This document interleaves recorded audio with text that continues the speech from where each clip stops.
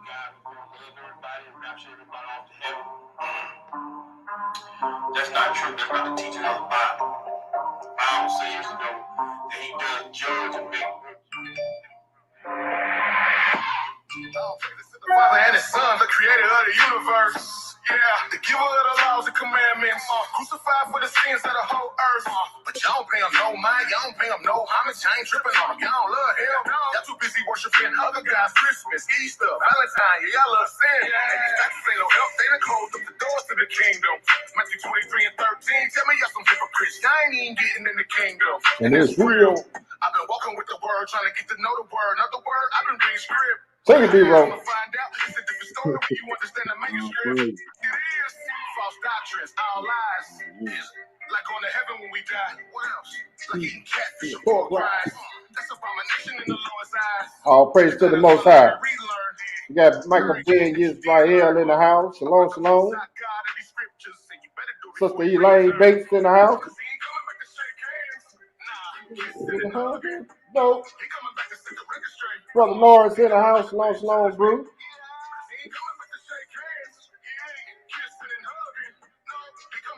Yes, sir. Appreciate you too, my brother. Got T Boogie in the building. Tara Israel. That's right.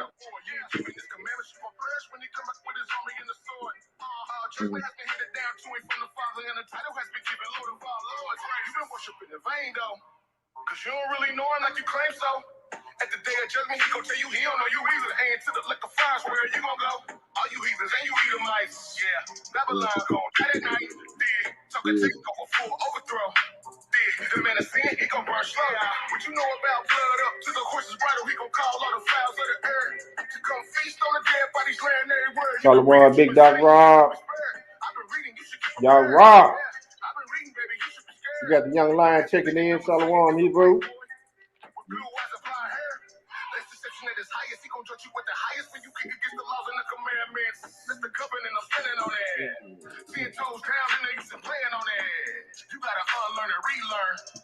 Everything that you did learn about the Most High God in these scriptures, think you better do it before he return.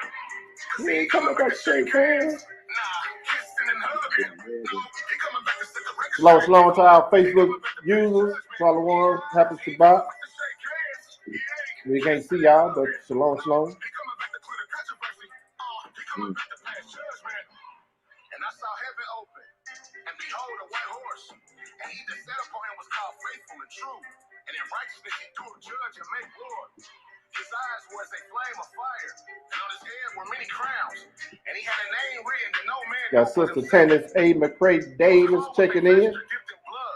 Charles Yard in the house. Shalom, shalom, bro.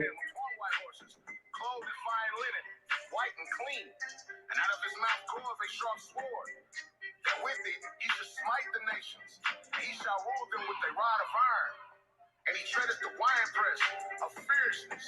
That's right. Of wrath of God Almighty. Giving all praise and honor to our Elohim, the Elohim of Abraham, Isaac, and Jacob. Shabbat shalom, family, for those who are on Facebook and YouTube. Welcome to another Shabbat night Bible study lesson. We got, of course, my name is Brother Amnon Ben Yehuda, along with D-Ro, the truth teller. So I'm going to turn it over to D-Ro. Shalom, shalom, everybody. Peace and love to everybody that's in the chat. Glad everybody tuning in with us. Hope everybody's having a peaceful, Sabbath, man. And that's right. Just want to come talk to y'all tonight, man. A lot of things going on in the world right now. Mm-hmm. We can see, turmoil, and the spirit telling me, let's talk about, what's coming. Let's talk about what's coming down that pipeline, and I hope we get some edification tonight. That's right. I also want to give a shout out, man, to my brothers, man, that's diligently combating these damnable doctrines, man, that these brothers are spewing out. That's These right. brothers doing a diligent job, man. I just want to commend them. Just want to say, keep it up, because we need brothers like y'all, to defend this Torah. So, that's right. Salute you, brothers, man. Keep it up. And shout out to the Jag Music, first time joining in with us. Shabbat Shalom and welcome. Who is that? I don't know, is it brother or sister, but welcome. Brother got to put his eyes on. All right. Well, I'm ready to get this eat in, man. So, you will give them the title of the lesson? Okay, the title of the lesson is The Son of Perdition. Yes, sir. Now, before we get started, I just want to let y'all know, that throughout history, it's been a lot of so-called sons of perdition. Real quick, I'm just going to give you the definition. The definition of perdition, this is the Webster-Merriam definition, right? The destruction which consists of eternal misery in hell, right? That's the definition of perdition, destruction. And I just want to show that throughout history, it's been a lot of, we're not going to get too deep into it, just going to touch on it. We're going to focus on the main son of perdition. But I just want to show you how throughout history, it's been, quote unquote, sons of perdition, right? And I also want to show through the scriptures who is actually behind, right, this man called the son of perdition, because he's not acting on his own, right? So we just want to get to the bottom of this, where this actual son of perdition comes from, what he's going to do when he gets here, and how you need to trust in the Most High, because he's the only one that's going to be able to protect you when this guy get on the scene. So we got a lot of scripts to get to tonight, man. So hope y'all, hope we get edified, and whenever you're ready, Wardy, we can go ahead and start. Yes, sir. Right. First script we're gonna go to is Jeremiah 30. All right, let me know when you're ready, my brother. Let me get there. Jeremiah chapter 30.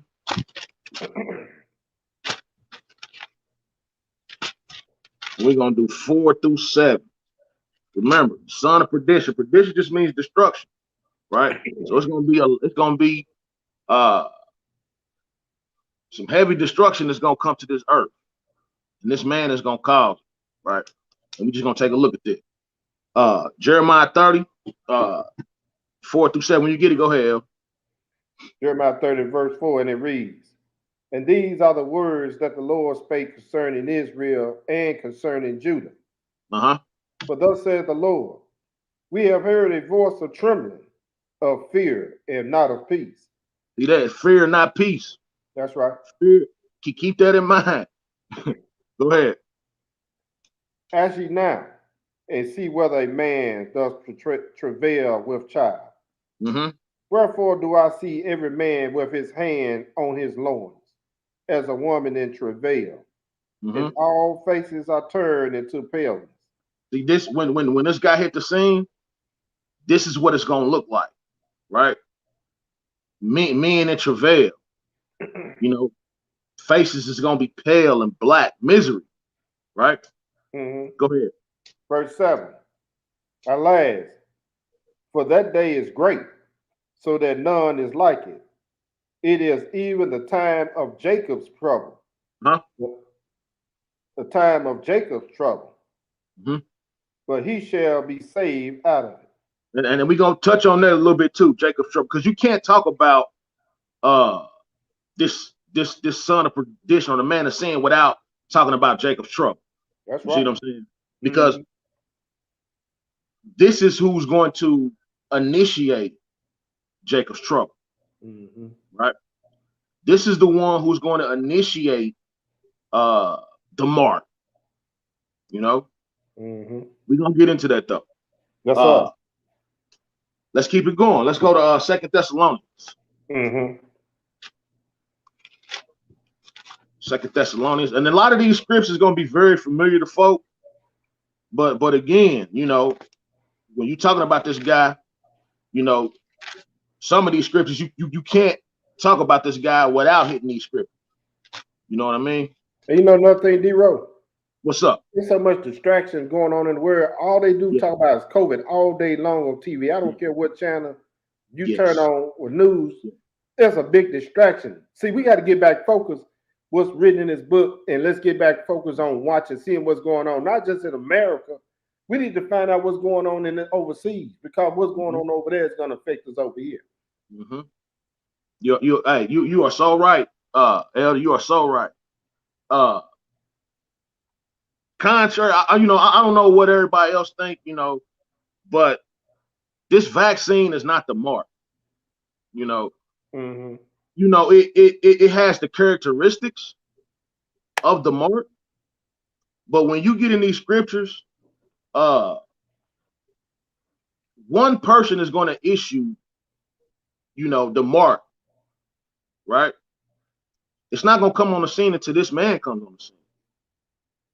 So, like my elder said, don't be distracted, you know. And and we're gonna read in the scripts where the Messiah tell you, don't be troubled. All this must happen, you know. But like the elder said, we got to stay focused, right?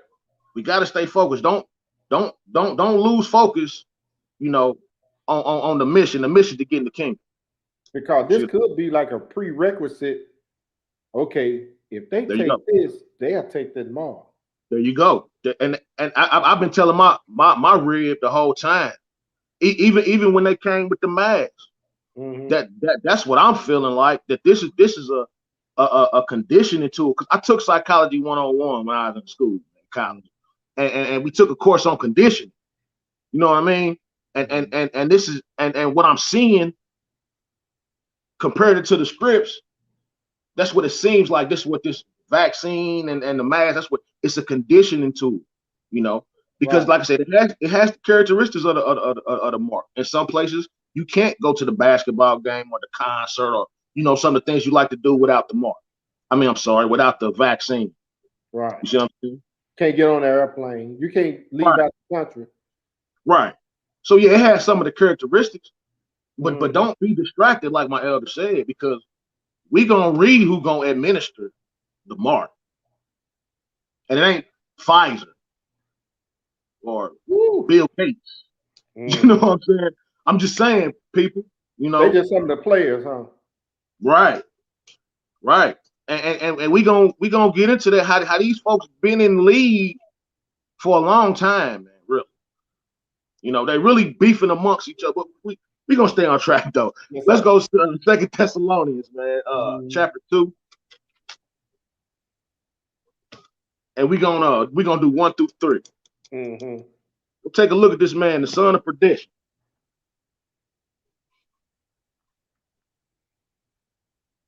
When you get it, go ahead, El. 2 Thessalonians chapter 2, verse 1.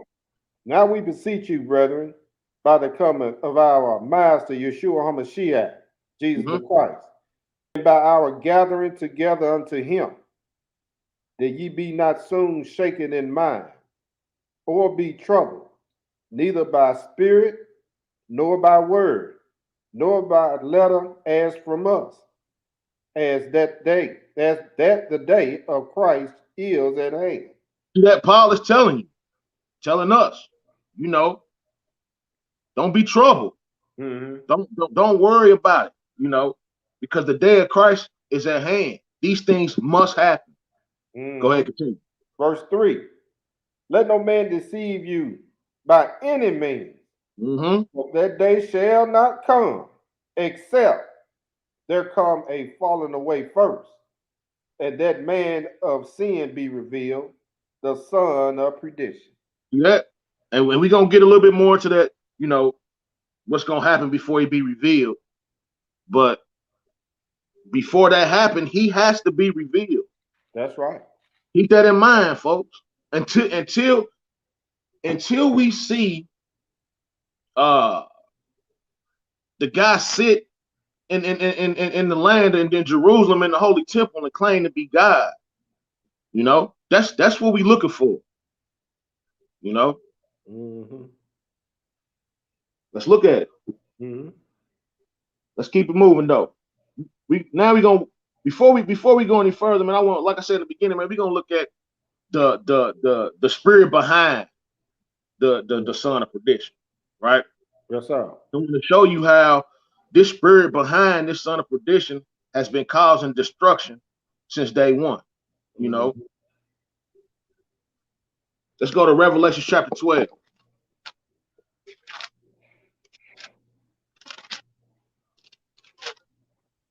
That's why I hear people always say, trust the spirit. Trust the spirit. You got to know what spirit you're dealing with. Exactly. Because they can throw some in your mind you might think is right. Exactly. But it'd be wrong like a mug. Just like Peter. When Messiah told him that, he had to be crucified and everything, and Peter got it in feeling, no, that ain't gonna happen. I'm just paraphrasing, right? Yeah. Peter thought he was saying something right, wasn't it? Messiah told him, Satan, get behind me. Because Messiah said, hey, it was prophesied that I had to go. Right. You calling me a liar, Peter, but see, sometimes we thinking that we saying stuff right, but we really be wrong.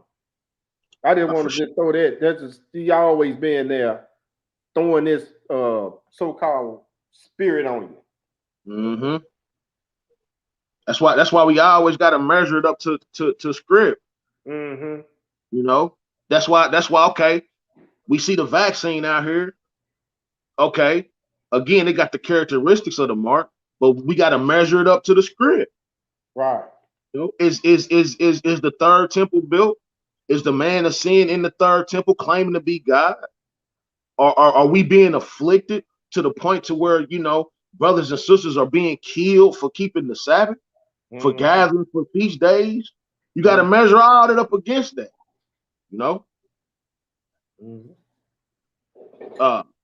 Revelation 12, we're going to do 7 through 9. When you get it, go ahead, El. Revelation 12 and 7. And there was war in heaven. Michael and his angels fought against the dragon. And the dragon fought and his angels and prevailed not. Neither was there a place found any more in heaven. Okay. And that great dragon was cast out, that old serpent called the devil and Satan, which deceiveth the whole world, was cast out into the earth, and his angels were cast out with him. Skipping down to verse 12. Yes, sir. Verse 12.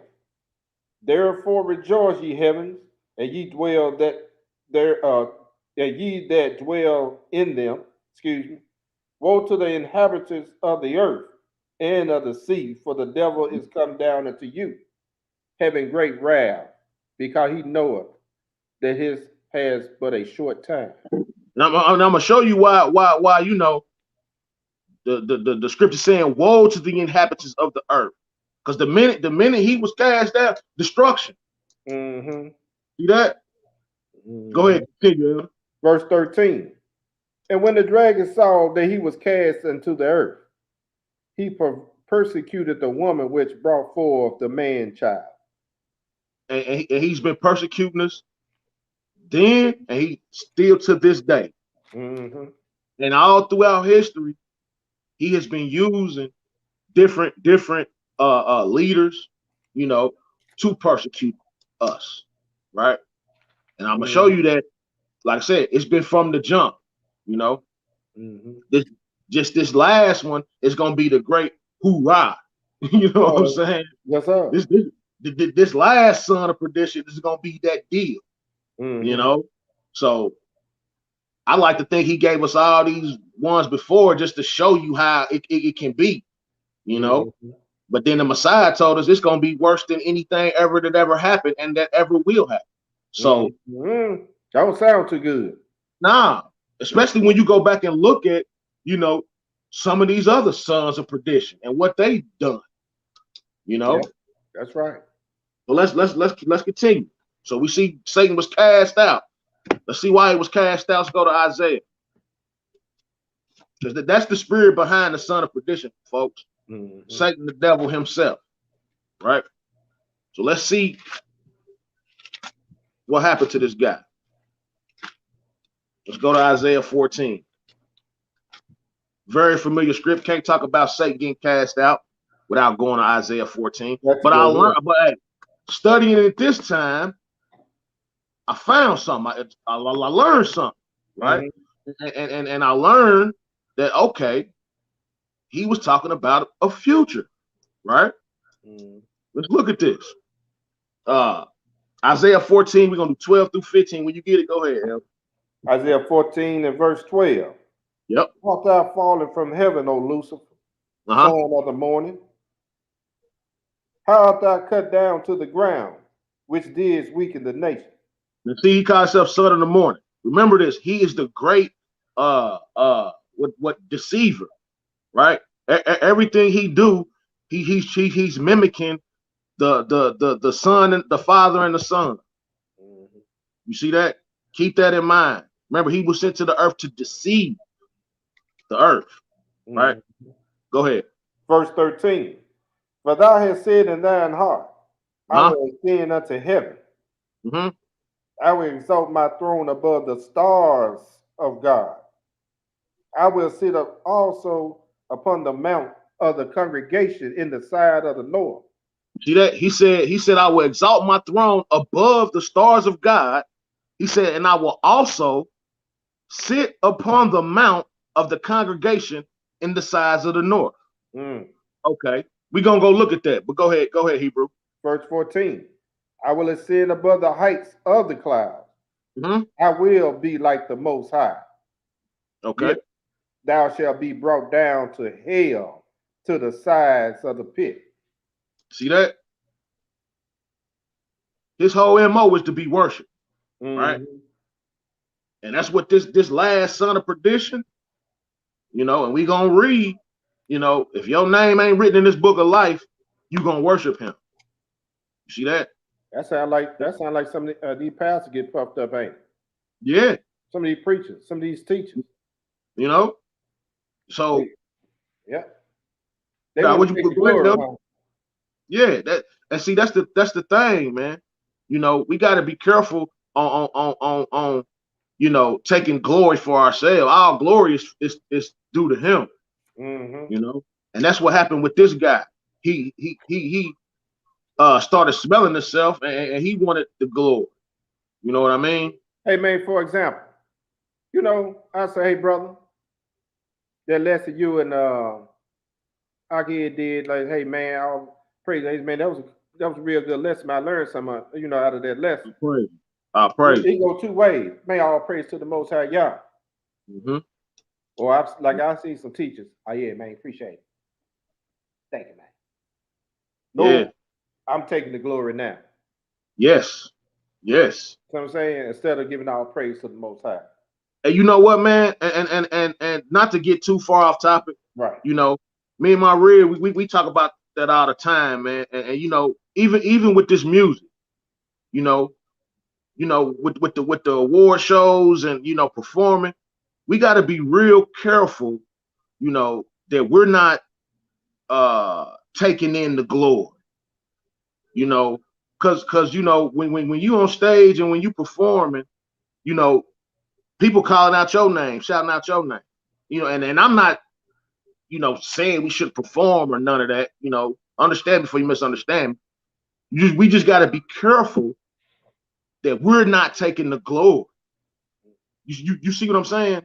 We got to be, because it's a fine line, man. When you praising God or you taking the glory in for yourself, because ain't that what happened with our forefather Moses and Aaron, or they, and I know they didn't do this out of malice, just out of pure frustration.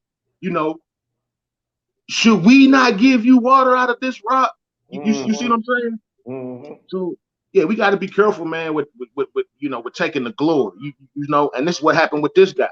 That's why he was cast out. You see? Mm-hmm. But let's keep it moving, man. Let's look at this sides of the north. Let's go to Psalms 48. What are the sides of the north? And it dawned on when I read, I was like, oh, okay, that's so I see what he was saying. Not only is he going to ascend above the stars in heaven, right? He also going to sit in the congregation on the sides of the north. So let's go look at this, man. Psalms 48. Psalms 48, and we're going to do 1 through 3. When you get it, go ahead, Hebrew. Psalms 48 and 1. Great is the Most High, and greatly to be praised in the city of our Elohim, in the mountain of his holiness. Beautiful for situation. The joy of the whole earth is Mount Zion. In the sides of the north is the city of the great king. See that? So the sides of the north is what? Jerusalem. Zion. So he said not only is he going to ascend, you know, above the stars of the Most High, he's also going to sit in Jerusalem. Okay. So where where is this the son of perdition or the man of sin supposed to sit? Right there. You see that? That's right. So he was telling us then, you know, what was to come. You know, it's just fascinating to me, man. Once you really get in this book, man, and you get to study, the more you study, you learn something new every time. Right. And you see that, you know, our guy got every T crossed and every I dotted. Right, because you've read it so many times, you know, sometimes we get into the speed reading thing. I swear. Instead of just slowing down and saying, bam, it's right there. I read this 20, 30 times and didn't see it. That's me. I'm guilty of the speed read. Sometimes, Elder, I got to go back 4, 5, 6, 7, 8 times, man. Yeah, me too, man. Telling myself to slow down and read. You know what I mean? That's right. Boy. So he just told us that he's also going to sit, you know, in Jerusalem, Mount Zion, right? Right. All right, let's go look at this first destruction that this guy caused. Let me read that 3. All right, my fault. Go ahead. You didn't finish. My fault. Verse 3. God is known in her palace for a refuge. Okay. So basically, like I said, he was just telling us, you know, prophesying, you know, what this guy was going to do in the future, you know. Right. But like I said, let's go look at this first destruction. And I know we done read this a lot of times, you know. But we gonna read it this time. We're gonna break down some words, and we're gonna look at what the Apostle Peter says about this too. About this destruction. Genesis chapter 1, and we're gonna do what we doing? 1 through 2. When you get it, go ahead, Elder. In the beginning, Yah created the heaven and the earth. And the earth was without form and void. Okay. And darkness was upon the face of the deep. And the spirit of Yah moved upon the face of the waters. Okay, for time's sake, because we got a lot of scriptures to go through, I'm not gonna have Brother M9 bring up the biblical concordance, but if y'all got y'all pens and paper, I'm about to tell y'all, write down these words in the concordance and go look at this for yourself, right? The first one I want y'all to go look at is created, right? They say in the beginning, God created, okay? They created is H1254, right? And it means of new conditions and circumstances, okay? Then the next one I want y'all to check out is was, right? Check out the was, and that's H1961, right? And that's to happen, to become, or to arise, okay? Then I want you to look at form, without form, okay? H8414, that's formless, okay? And then look at darkness, and darkness, right? Because he said, and darkness was upon the face of the deep, right? That's that's H2822. That's obscurity or confusion, wickedness destruction. Okay, so with that understanding, or with these definitions, let's read this again. It says, in the beginning, God created a new condition or circumstances, right? And the earth became, right?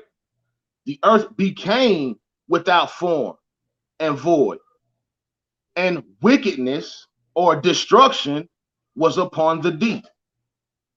Okay, so ask yourself, why did this happen? We're not gonna go into why, or that part of it, but we see here that the earth became void. Mm-hmm. You see what I'm saying? Mm-hmm. It became destructive, right? Mm-hmm. Confusion and destruction became on the deep. You see? Mm-hmm. Why? Let's check this out, though. Let's go to Peter. Let's go to 2 Peter. 2 Peter gonna tell us. Let's go to 2 Peter chapter 3. And we're gonna do 5 through 7. Just to show you that Satan, you could say, is the father of perdition. Mm-hmm. Right? And that's why he got his sons. You see? Right. Let's go to 2 Peter. And we're gonna do chapter 3.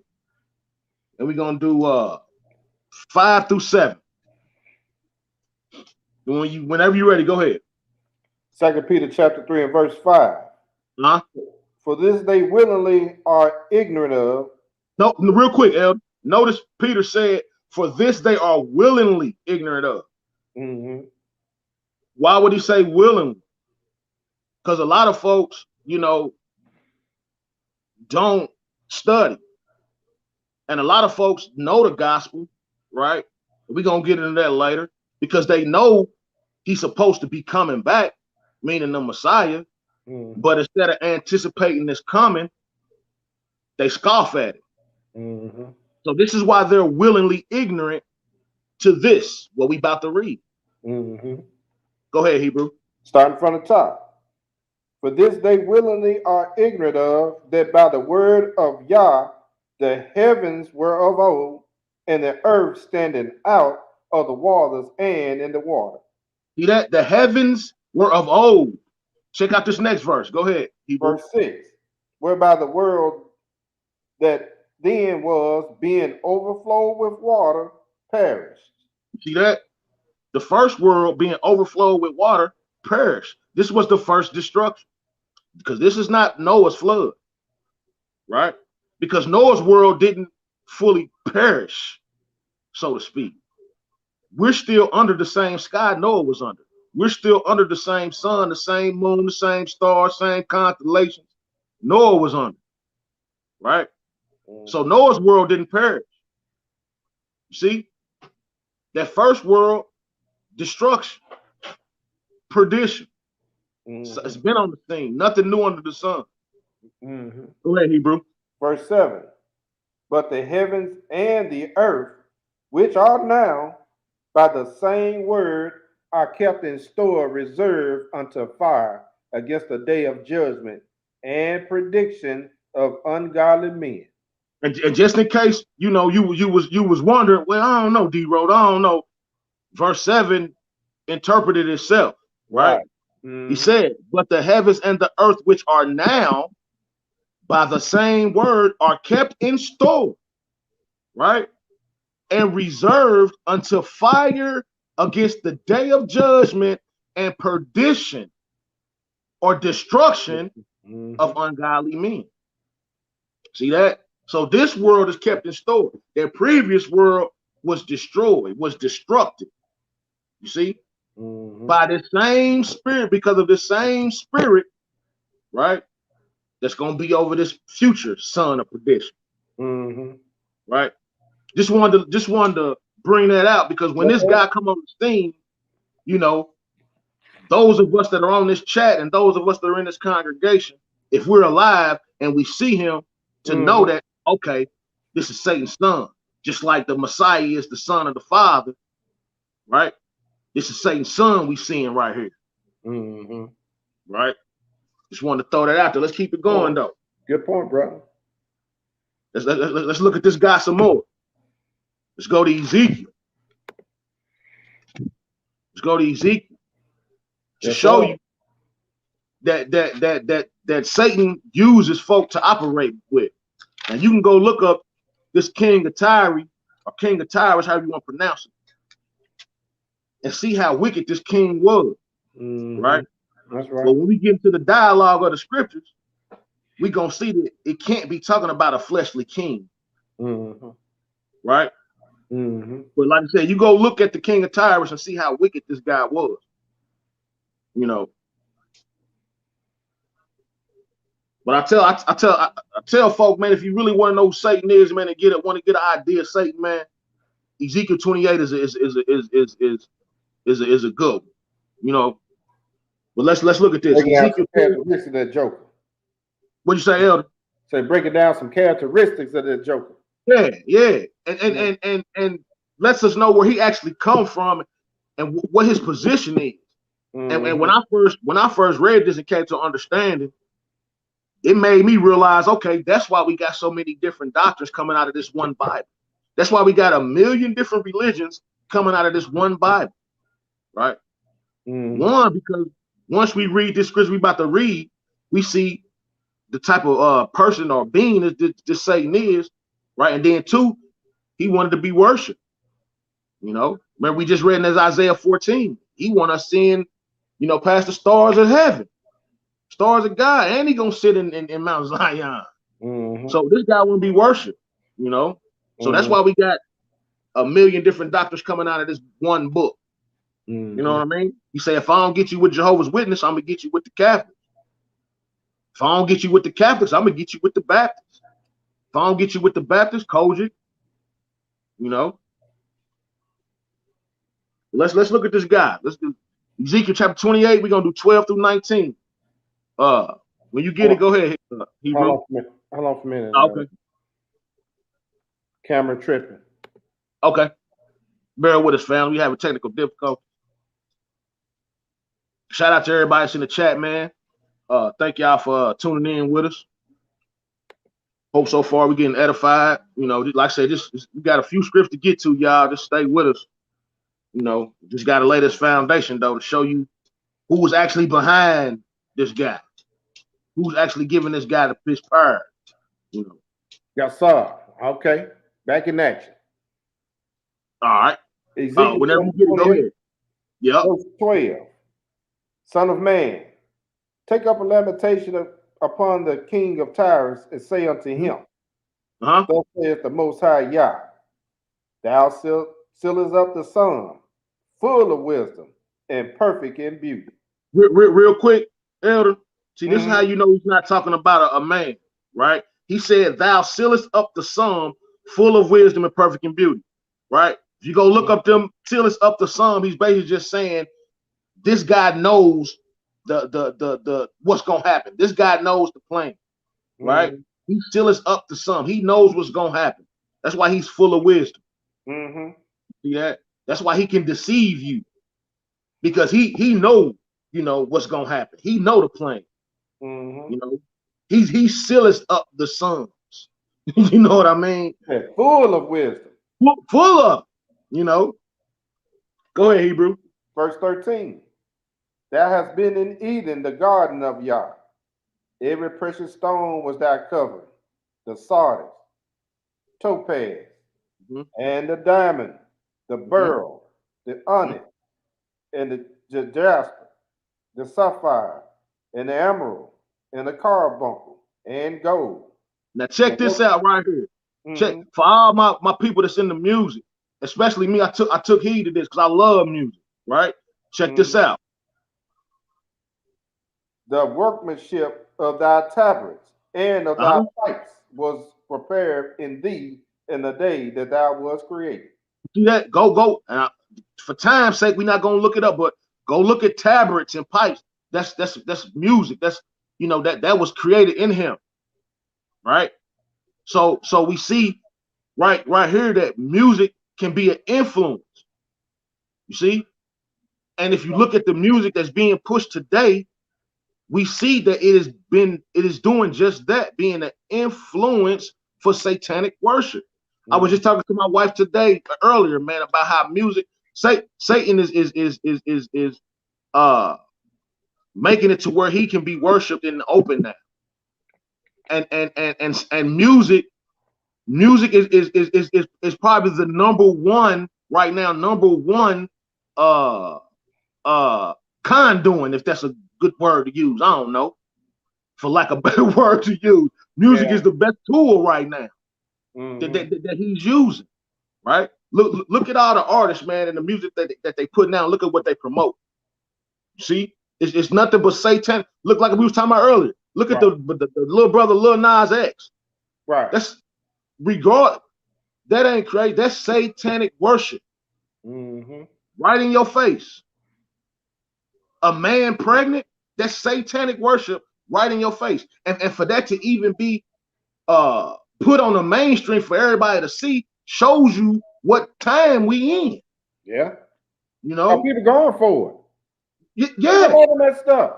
You know, I ain't gonna trip. Some people are kicking against it, but a lot of people, if one person embrace it, that's too many. Man, you have that's to too many. The comments, man. These folk, but anyway, you know, world, you know what I'm saying? As long as the remnant is straight, we good. But that's just the way of the world, brother.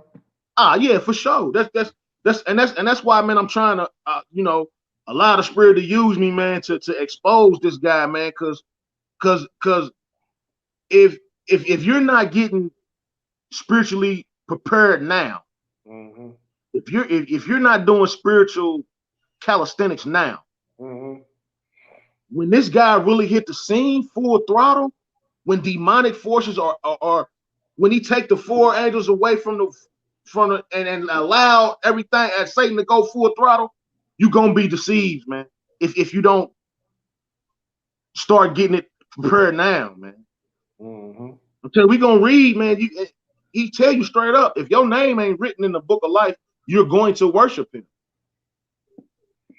That's what I'm saying. A lot of jokers like that cat. Man. Yeah. Lil Nas X is loved. Yeah. You know? And I didn't know what it was until they were showing a little on Facebook. Elder, it's crazy, man. It's crazy. Like I said, it show you the time we in, man. Yeah. You know, it's getting serious. You know. Where we at? Verse 14. Go ahead. Thou art that anointed cherub, that covering, and I have set thee so. Thou was upon the holy mountain of Yah, that has walked up and down in the midst of the stones of fire. He said, "Thou art." Gonna do that, ain't? You said what? Hey, bro. Ain't no regular man gonna walk up and down those stones of fire. Nah. And then I was gonna say, he said, "Thou art the anointed cherub that covereth the throne of God." He said, "I set thee so." You see that? So, right. Yeah. The Messiah said, "I put you right there." That's right. Right. So we see this guy was the right hand man of the Messiah. So come on, man. He know the book frontwards, backwards. He was right hand man to the word. Listen to everything that was going on. So come on. He know the book frontwards, sideways, upside down, backwards, around the corner, come back. You know, he know the book more than we will ever know it. You see what I'm saying? Earlier, man, that's why so many doctrines, man. You get so many doctrines out. Right. That's crazy, bro. And that's why you got to study, man. You got to get in this book and you got to study. That's right. You know what I'm saying? So you won't be deceived. Go ahead, continue. Verse 15. Thou was perfect in thy ways from the day that thou was created, till iniquity was found in thee. Till iniquity was found in him. And what was that iniquity? Pride. Like I said, he knew he sealed up the sun. So he knew the Messiah was going to create Adam. See that? And I have no doubt in my mind, once he realized what was going to happen, he starts sowing the discord up there in the heavens. See that? what we doing down here is, as far as what they doing down here, as far as worshiping all these idols, and that started up in the heavens, man. Discord and different doctrines and all that. That started up there with Satan. Once he sealed up the son, he knew what's going on. So he's like, man, bump that. Nah, we ain't about to worship no idol. Man, look, you need to be with us. If you ain't over here with us, we ain't gonna fool with you. Come on, man. That's what caused that last world to be destroyed, destructed. See that? Yeah. Let's keep it moving. Verse 16. By the multitude of thy merchandise, they have filled the midst of thee with violence, and thou hast sinned. Therefore, I will cast thee as profane out of the mount of Yah, and I will destroy thee, O covering cherub, from the midst of the stones of fire. That heart was lifted up because of thy beauty.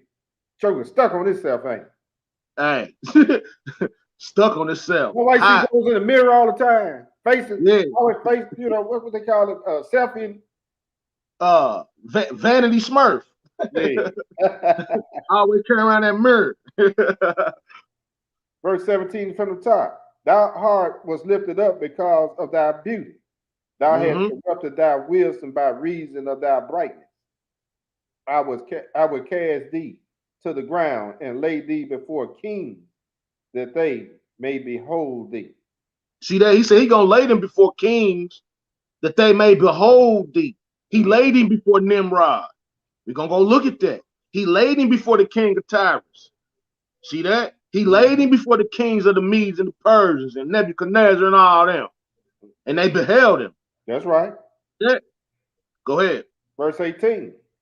Thou hast defiled thy sanctuary by the multitude of thy iniquities, by the iniquity of thy traffic. Therefore I will bring forth a fire from the midst of thee. It shall devour thee, and I will bring thee to ashes upon the earth in the sight of all them that behold thee. Mary said he's going to bring him to the pits of hell. That's right. Right? That's right. Just let you know the script's consistent. Right? That's right. Now let's change gears a little bit. Let's go look at the first, you know. Let me hit that.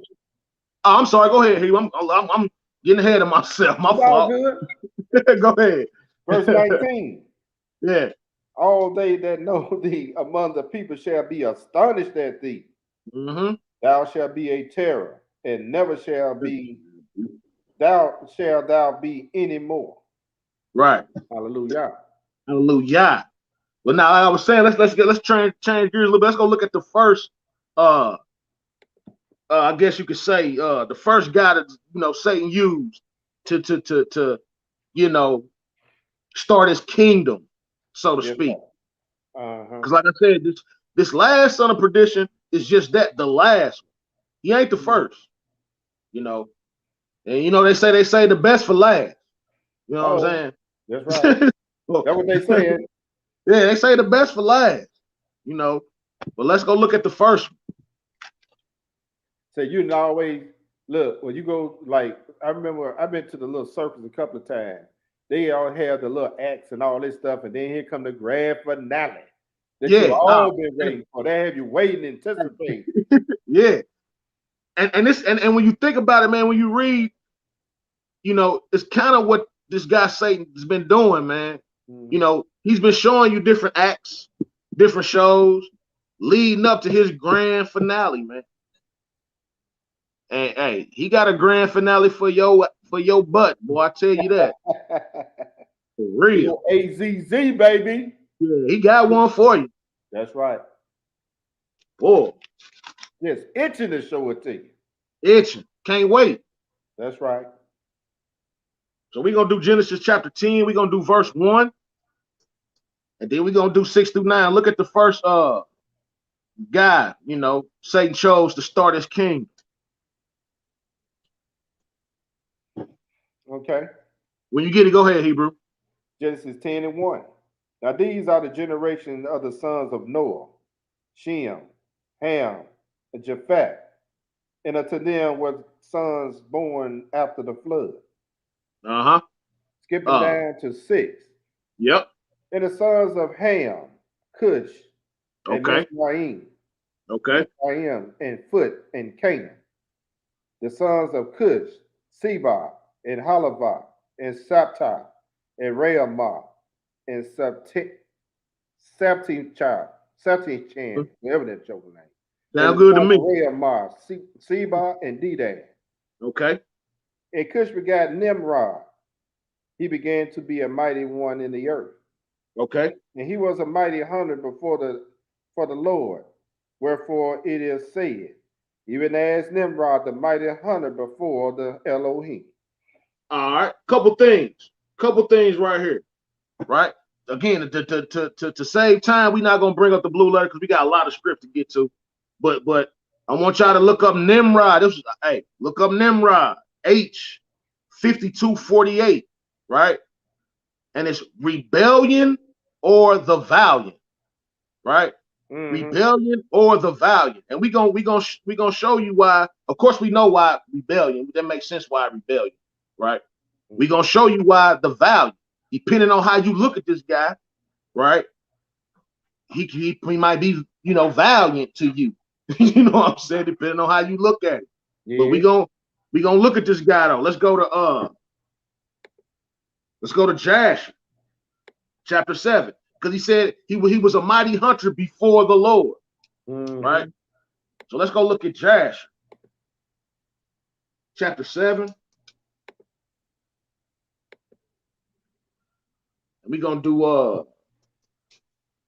31 through 37. Jasher chapter 7. Yep.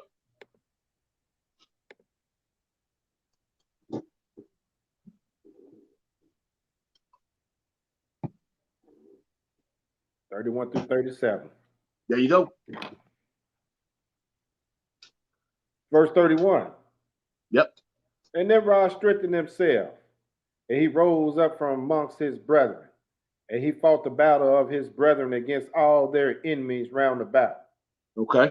And the Lord delivered all the enemies of his brethren in his hand. Real quick, it said, what it say? Hebrew, it said, and the Lord delivered all the enemies of his brethren in his hand. Yes, sir. Oh, okay. So that's how he was a mighty hunter before the Lord. Mm-hmm. Because the Most High was with him. That's right. Oh, okay. So we looking a little bit deeper into Nimrod to see that the Most High was with him in the beginning. Mm-hmm. Okay, go ahead. And Yah prospered him from the time to time in his battle, and he reigned upon the earth. And it said the Most High prospered him. Yes, sir. Okay, go ahead. 33. Therefore it became current in those days when a man ushered forth those that he had trained up for battle. He will say to them, like Yah did to Nimrod, who was a mighty hunter in the earth, and who succeeded in the battles that prevailed against his brethren, that he delivered them from the hands of their enemies. So may Yah strengthen us and deliver us this day. So what they saying right here? They saying that the people that the Most High was with Nimrod so heavy that the people was praying for the other warriors that the Most High would be with them like he was with Nimrod. Mm-hmm. See that? Let's keep reading what happened though. Verse 34. And when Nimrod was 40 years old, at that time there was a war between his brethren and the children of Japheth, so that they were in the power of their enemy. Mm-hmm.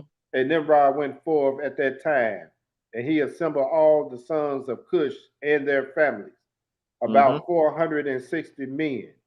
And he hired also from some of his friends and acquaintances about 80 men, and gave them their hire. And he went with them to battle. And when he was on the road, Nimrod strengthened the hearts of the people that went with him.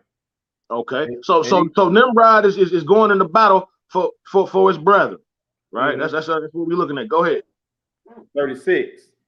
And he said to them, do not fear, neither be alarmed, for all our enemies will be delivered into our hands, and you may do with them as you please. Okay. and all the men that went were about 500, and they fought against their enemies, and they destroyed them and subdued them. And Nimrod placed standing officers over them in their respective places. All right, skip down to 39, and we're gonna do 39 through 40. Verse 39. And when Nimrod had joyfully returned from battle, after having conquered his enemies, all his brethren, together with those who knew him before, assembled to make him king over them. And they placed a regal crown upon his head. Okay. And he set over his subjects and people, princes, judges, and rulers, as in the custom amongst kings. And I skipped down. My fault. Was that it? Yes, that was verse 40. Yeah, okay. Skip down to 44, do 44 through 46. Verse 44. And Nimrod dwelled in Shinar, and he reigned securely, and he fought with his enemies, and he subdued them, and he prospered in all his battles. And his kingdom became very great. And all the nations and tongues heard of his fame, and they gathered themselves to him, and they bowed down to the earth, and they brought him offerings, and he became their Lord and King. And they all dwelt with him in the cities at Sinai. And Nimrod reigned in the earth over all the sons of Noah, and they were all under his power and counsel. Now, don't this sound familiar? Mm-hmm. That somebody else in the future is going to do this, something very similar to this? Mm-hmm. Let's keep going. 46. 46. And all the earth was of one tongue and words of union. Say, all the earth was what, Hebrew? Was of one tongue and words of union. Okay. But Nimrod did not go in the ways of the Lord. So he didn't go in the ways of the Lord. See, just like the Most High dealt with Abraham, the Most High dealt with Enoch. Yeah. The Most High dealt with Seth. You know, he dealt with a few people. You know, but only certain of them chose to go in his way. You see that? This guy didn't. That's right. Let's see what happened. But Nimrod did not go in the way of the Lord. And he was more wicked than all the men that were before him from the days of the flood until those days. You see that? Yeah, that's right, Tuvi. I just seen this was the first world order, right? This was the first world order. But let's see what they was into. Let's skip over to chapter 9, and we're gonna read 6 through 8. Chapter 9, verse 6. Yep. Joshua chapter 9 and verse 6. And Abram was in Noah's house 39 years, and Abram knew the Lord from 3 years old. Wow. And he went in the ways of the Lord until the day of his death, as Noah and his son Shem has taught him. And all the sons of the earth in those days greatly transgressed against the Most High. And they rebelled against him, and they served other gods. See that? And they served other gods, right? This is what King Nimrod had the people on. Instead of turning them to the God that delivered the enemies in his hands, right? He turned the people to gods of wood and stone. He turned the people to worship him. You see? We see this is the blueprint, right? That all of the sons of perdition after him follow, right? But that last one is gonna follow it to a T and complete it. And you know what I'm saying? He's gonna work it out. You know. Let's go. And they forgot the Lord who had created them in the earth, and the inhabitants of the earth made unto themselves at that time every man his god, gods of wood and stone, which could neither speak, hear, or deliver the sons of men serving them, and they became their gods. Yep. Verse 7. And the kings and all his servants, and Terah with all his household, when were then the first of those that served gods of wood and stone.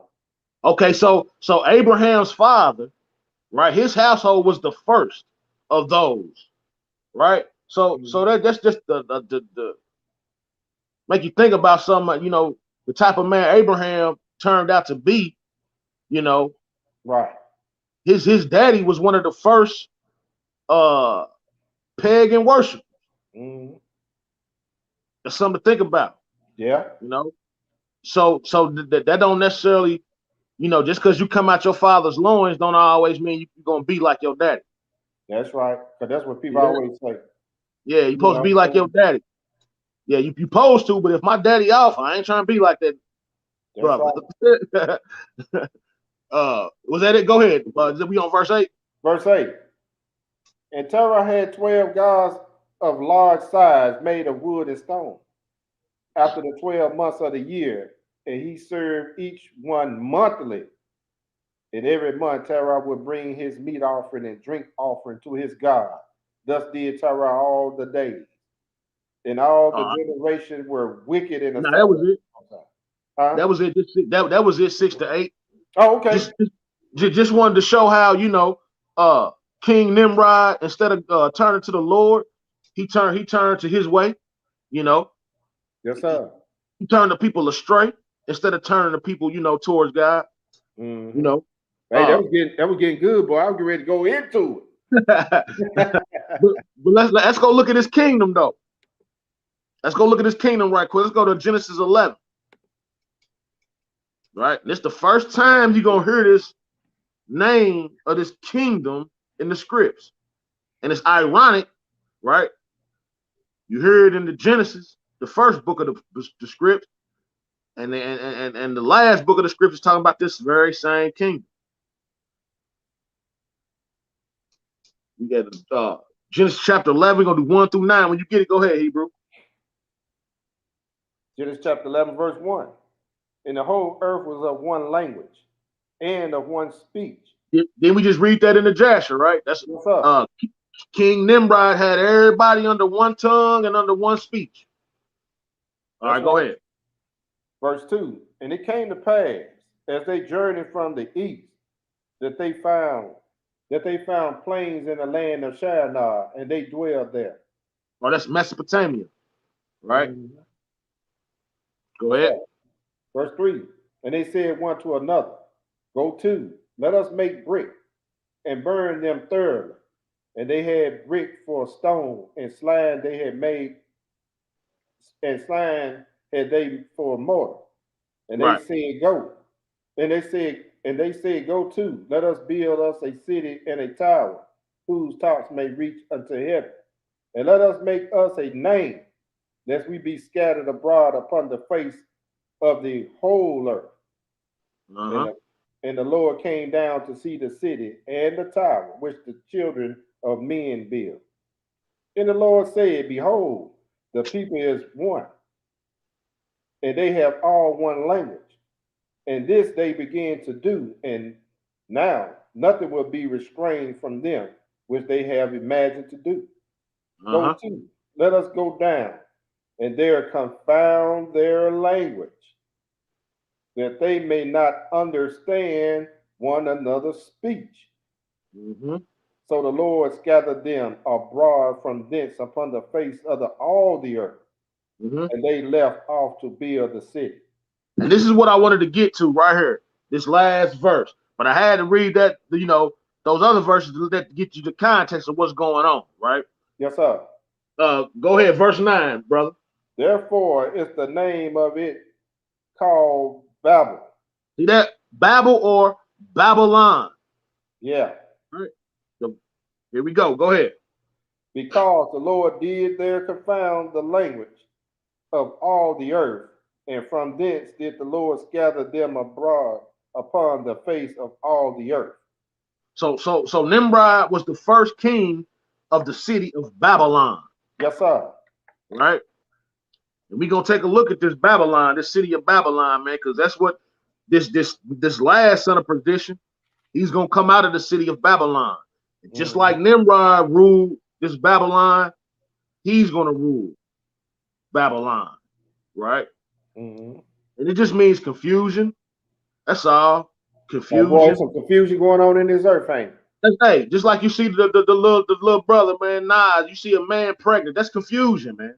Yeah. You know what I'm saying? That's confusion. We just read it in the beginning, then we say,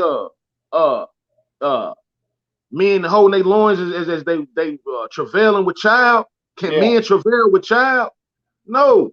No, sir. No. Answer that question. No. Yeah, that's confusion, man.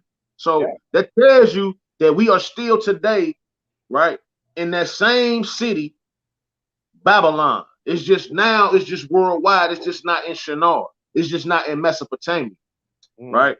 It's a worldwide demonstration now, right? And we gonna show you through the scripts,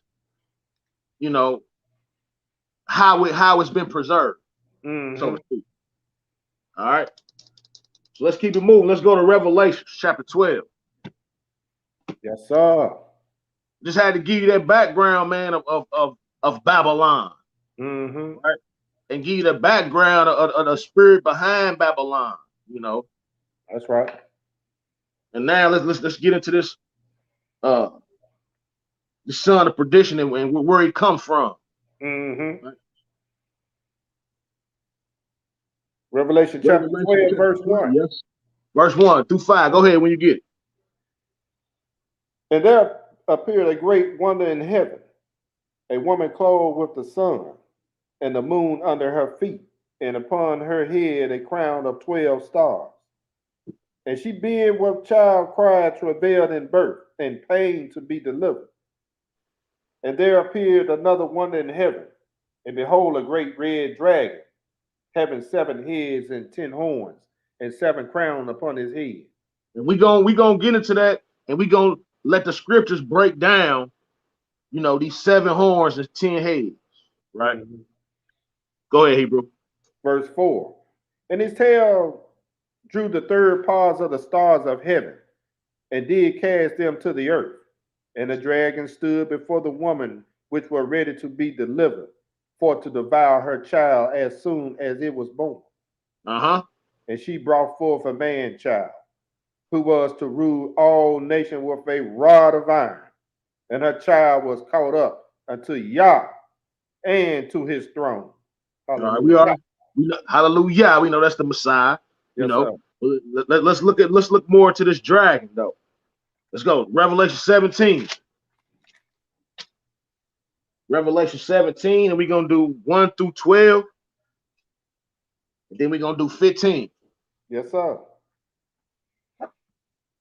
When you get it, go ahead. Revelation 12 and 17, verse 1. No, Revelation 17. What in the world I'm talking about, verse 1. And there came one of the 7 angels which had 7 vials, and talked with me, saying unto me, Come hither, I will show unto thee the judgment of the great whore that sit upon many waters, with whom the kings of the earth have committed fornication, and the inhabitants of the earth have been made drunk with the wine of her fornication. So he carried me away in the spirit into the wilderness, and I saw a woman sit upon a scarlet-colored beast, full of name of blasphemy, having 7 heads and 10 horns. See that? Having 7 heads and 10 horns. Right? That's right. Go ahead. Verse 4. And a woman was arrayed in purple and scarlet colors, and decked with gold and precious stones and pearls, having a golden cup in her hand. Remember them colors, scarlet and purple. That's right. Go ahead, Hebrew. Having a golden cup in her hand, full of abomination and filthiness of her fornication. And upon her forehead was a name written, Mystery, Babylon the Great, the mother of harlots and abomination of the earth. See that? Mystery, Babylon. Do we read about Babylon again? But why is it a mystery? Because it's not called, they're not going under the term Babylon today. right? The mother of all harlots and abominations. Because then we just read in Jasher that Nimrod and Terah and them, they was the first ones to bring the people to worshiping false gods and woods of stone and you know, that's why Babylon is the mother. All false religion come from Babylon, right? Starting with Nimrod, but being preserved until this day by these certain people that we're gonna show you here in the hot second, right? So all religion worldwide, don't matter All, what it is, don't matter who it is. they a bunch of spiritual whores. That's it. That's it. I didn't want to throw that in there, my brother. Verse 6. Hey.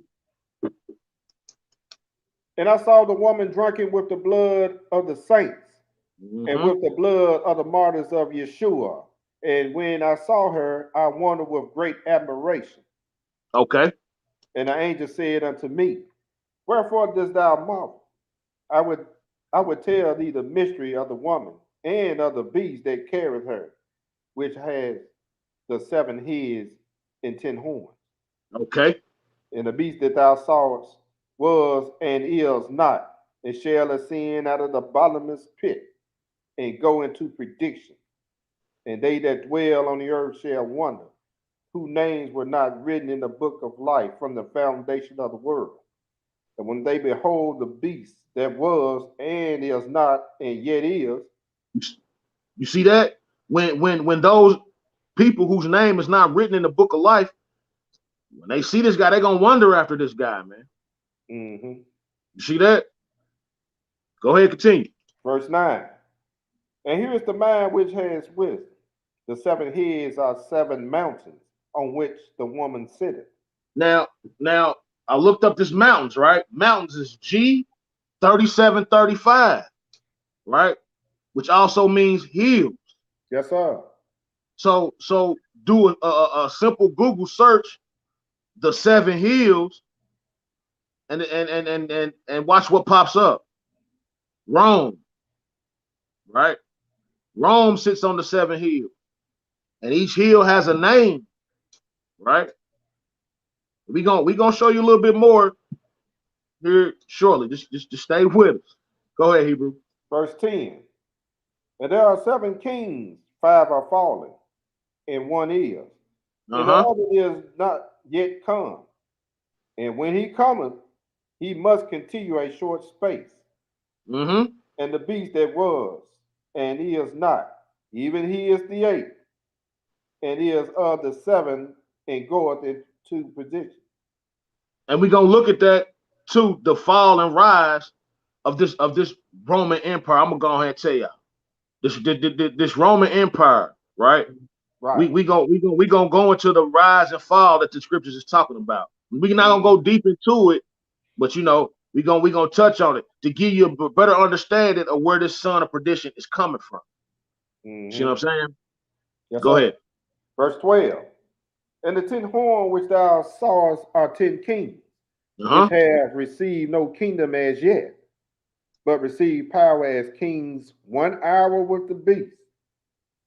All right, that was it. Skip down to verse 15. Verse 15. And he said unto me, the water which thou sawest, where the whore sitteth, are people and multitudes and nation and tongues.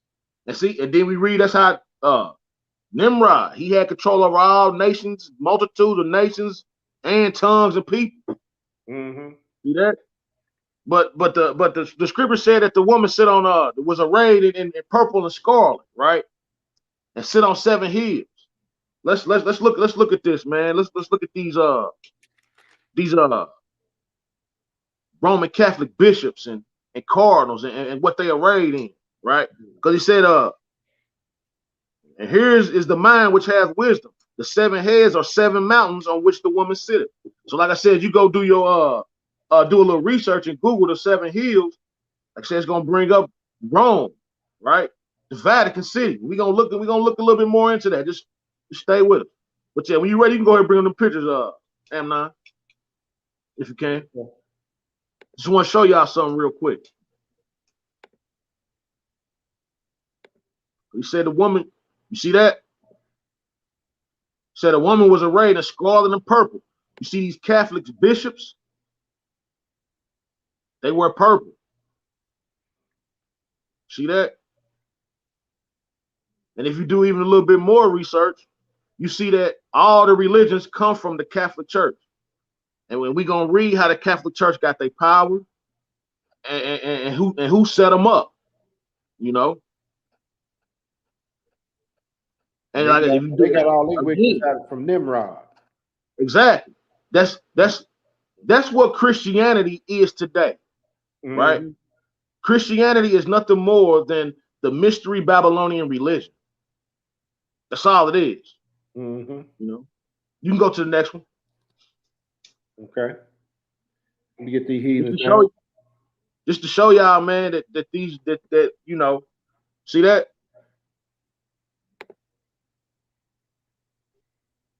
See that? These is Catholic bishops, man. And like I said, if you do a little bit more research, you'll see that the reason why you got all these religions is because some of the Catholics, you know, the Most High gave them understanding, and they seen that the Catholic Church was indeed this whore in the scriptures. So some of them broke off, right? Have you noticed? What you say, Hebrew? Go ahead. I'll finish your thought, my brother. I'm gonna just point something out. Nah, okay. I was gonna say that they broke off, but they kept, a lot of Papa's ways. You see, they still go to church on Sunday. They still keep Christmas and Easter, and but they just put some of their own, how they want to run it into it. But the bottom line all come from the Catholic Church. We just read the mother of harlots and abominations of the earth. Yeah. Right. So go ahead. Who else wear this little thing on top of their head? Yeah, go to the next one. Because it says scarlet, purple, and scarlet. Right. Let's look at the scarlet. Who do the scarlet? The Cardinals. See, the so-called Jewish people had that on their head. Yeah. So we see who in league, right? Look at Dagon, the fish god. Yeah. See, these is the abominations, man, that the scriptures is talking about. These people is spewing, right? Yes, sir. Let's look at another. Just to show you, man, the scriptures is on point, and the scriptures are gonna show you, who this guy is, right? We not gonna have to wonder and guess. As long as we study, he gonna show us through these scriptures who this guy is. And then right. The Pharisees and the Sadducees in there too. See that?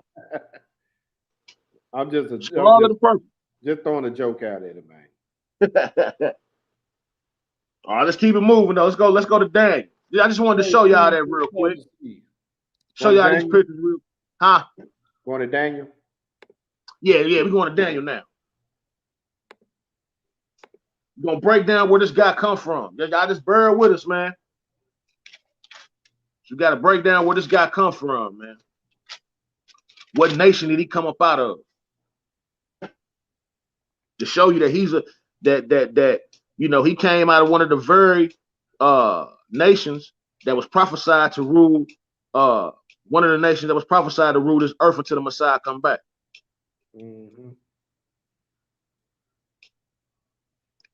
Okay. Daniel chapter 8. We're gonna do verse 1, then we're gonna skip 4 through 9, and 20 through 25. Yes, sir. Whenever you're ready, go ahead. Daniel chapter 8, verse 1.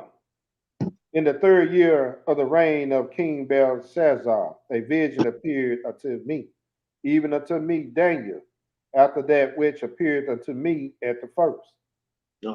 Verse 4. I saw a ram pushing westward and north and southward, so that no beast may stand before him. Okay. Neither was there any that could deliver out of his hand. But he did according to his will and became great. And as I was considering, behold, an he-goat came from the west on the face of the whole earth. It touched not the ground, and the goat had a notable horn between his eyes. And he came to the ram that had two horns, which I had seen standing before the river, and ran into him in fury of his power. Mm-hmm. That sounds like an army name. Yeah. Verse 7. And I saw him come close unto the ram, Uh-huh. and he was moved with choler against him, and smote the ram, and brake his two horns. And there was no power in the ram to stand before him. But he Mm-hmm. cast him down to the ground, and stepped upon him. And there was none that could deliver the ram out of his hand. Go ahead. Therefore the he goat waxed very great. And when he was strong, the great horn was broken. And for it came up four notable ones toward the fourth wind of heaven. Okay, right here we're talking about the Medes and the Persian and the Greek kingdoms, Mm-hmm. right? The Greeks taking over the Medes and the Persians, right? Mm-hmm. This is what's going on right here. And it's talking about how the one little horn was broken, right? And four kingdoms came up out of that. That's basically what it's talking about, how the kingdom of the Greeks was split up into four different kingdoms, right? And out of those Greek kingdoms came this little horn we about to read. Go ahead. Verse 9. And Uh-huh. out of one of them came forth a little horn, which waxed exceeding great, toward the south, and toward the east, and toward the pleasant land. Okay. Verse Skip down 20. to yep. The ram which thou sawest having two horns are the kings of the Medes and Persians. Right. And the rough goat is the king of Grecia. And the great horn that is between his eyes is the first king. Verse 22. Now that being broken, whereas four stood up for it, four kingdoms shall stand up out of the nation, but not in his power. And in a lot of times of their kingdom, when the transgressor are come to the full, a king of fierce countenance and understanding dark sentences shall stand up. Uh-huh. And his power shall be mighty, but not by his own power. He shall destroy wonderfully, and shall prosper and practice, and shall destroy the mighty and the holy people. Oh, You see it? yes, sir. Verse 25. Yep. And through his policy also he shall cause craft to prosper in his hand. And he Mm-hmm. shall magnify himself in his heart, and by peace shall destroy many. He shall also stand up against the prince of princes, but he shall be broken without hand. See, he said he's gonna destroy by peace. See, this guy gonna come with peace, in the beginning. He gonna look all, innocent in the beginning, because it's gonna be a lot of chaos going on, you know, and folk gonna want, something different as opposed to these politicians that's Yeah, we can been see a lot of stuff unfolding now. yes. These Gentiles, well, I'm gonna call them pagan Gentiles, knows what's going on. They ain't going for the Negroes spreading the coronavirus. I know I'm going off a little bit, but the point I'm making is there's an uprising against pagan heathens, They realizing, hey man, we've been fooled all this time. A whole lot of waking up on that end. Yep. They realizing that. Yep. A lot of them are, man. And we just gotta stay focused. We gotta stay focused, bro. We just gotta stay focused, man, because it's a lot of deception that's about to hit the fan, man. Yep. That's already done hit the fan, Mm-hmm. and we just gotta stay focused. Hey, this guy about to show up, man. This Son of Perdition about to show up. The time is right, So, like I said, we just gotta stay focused, man. And Lord willing, we gonna try to bring these lessons out to show the people, who this guy is, man, and what we need to be focusing on as far as spiritual. Mm-hmm. But real quick, man, I just want to look at the rise and fall of the Roman Empire real quick. Like I said, I'm not gonna go deep into this. You can go to this website though, eternalgod.org, right? It's called eternalgod.org, spelled ETERNALGOD.org, right? And it breaks down the revivals of Rome and the different, the different kings that tried to revive, right? Mm-hmm. Like I said, the first three was plucked up, right? So the first three was the Vandals. The first one was the Vandals. Like, so I'm not going to read about them. We know they got plucked up, and I'm gonna let you know why here in a second. The second was the Israelite, they got plucked up. The third was the Ostrogoths. Now these three, empires tried to revive the Roman Empire, right? Bring it back to the days of Augustus and the Caesars and these guys, right? Right. However, they were under Arian belief, right? Not so much Roman Catholic belief. So this is why they got plucked up, right? And I'm gonna show you, right? Because I'm gonna read the fourth time it was tried to be revived was under what's his name? Justinian the First, right? And this is what Justinian the First did. Let me see. Let me go around and read. I'm just gonna read a little bit. Let me see. All right. This is what he did in the first, right? It says after the first three revivals of the Roman Empire under Arian leaders had been suppressed and extinguished with the support of the Roman Catholic Church, the stage of world history was set for the fourth revival of ancient Rome, right? So he said the extinguish of Arian leaders. So that's why them first three got plucked up, because they were Arian leaders, right? Mm-hmm. Now let's read what Justinian did, just Justinian, real quick.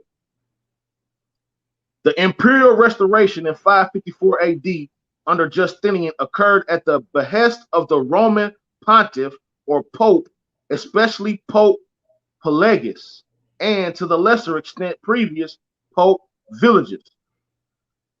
Arianism and any belief contrary to the Roman Catholic religion was suppressed and effectively destroyed under Justinian. The first three Arian revivals had been plucked out by the little horn, representing the Roman Catholic religion. Compare Daniel 7, and talking about the scripture we just read. Beginning with Justinian, a close cooperation between the Roman Catholic Church and Roman state will continue and last with intervals and interruptions until the return of Jesus Christ. While the first three revivals of Rome were a thorn in the flesh of the Catholic religion, the last seven revivals, beginning with Justinian, are pictured in the Bible as the fallen woman, the Roman Church, riding or sitting on the beast, the political and military Roman Empire, right? So he actually started, right, the beginning of the Holy Roman Empire, Justinian, right? Now, I'm not going to read all seven, but I'm going to get down to the last one that happened in our lifetime, right? Mussolini. I'm pretty sure y'all know about Mussolini. We read about him in the history books, right? But however, I didn't know it was this deep about Mussolini. I didn't know he did this, right? Get out, Hebrew. All right. The ninth revival under Mussolini and Hitler, right? It says technically it was Benito Mussolini under whom the ninth revival of the Roman Empire took place. But he was, of course, greatly supported in this by Adolf Hitler. All right, real quick, I'm going to scroll down and read some of the things that this guy did real quick. Let me find. Okay, here we go.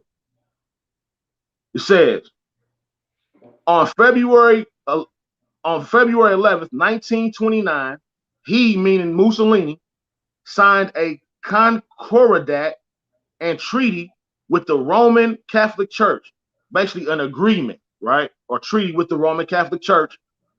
Under the Lateran Pact, Vatican City was granted independent statehood and placed under church law rather than Italian law. And the Catholic religion was recognized as Italy's state religion. The church also regained authority over marriage. Catholicism could be taught in all secondary schools. Birth control and Freemasonry were banned, and the clergy received subsidized from the state and was exempt from taxation. 501c3, huh? Yeah, that's how it started. Yeah. Pope Pius XI praised Mussolini, and the official Catholic newspaper pronounced Italy had been given back to God and God to Italy. See that? Mm-hmm. So Mussolini was the one that actually gave the Vatican or the Pope statehood. Because if you go look at it, the Vatican City is the only city that is a sovereign city within a city, or a sovereign country, so to speak, within inside a country. Yeah. You see that? The Vatican City is under their own laws. We just read it, under their own laws, their own jurisdiction. They do their own. They under church law, not Italy law. So that's why they untouchable. You see, and we see Mussolini is the one who gave them this power. Of course, I have no doubt that Satan was behind this. You know what I'm saying? But yeah, you can go on this website and read about all these revivals. Like I said, for time's sake, I'm not gonna read. I just wanted to read some of the main key points. That's pretty good a read. But yeah, like I said, you can go check this out, man. The Bible is on point, man. When they talk about history, it's right in line. You know what I'm saying? So we are poised for the 10th revival of the Roman Empire, basically.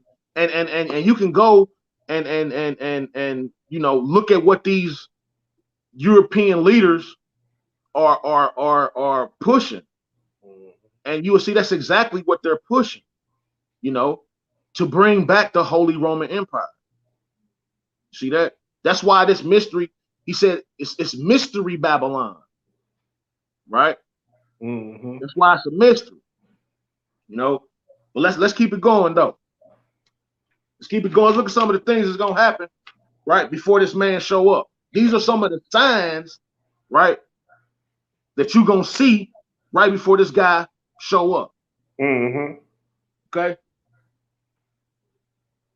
Yeah, that's it. That's it right there, too. EternalGod.org. Like I said, now, don't just use that source.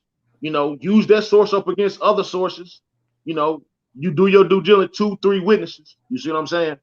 But you will see that, once you do that, you will see that that's lining up, right? But let's keep it moving. Let's go look at some signs before we get into actually, what this guy gonna do when he get here. Let's look at some signs that we can point to that say, oh, he right around the corner. And y'all gonna see,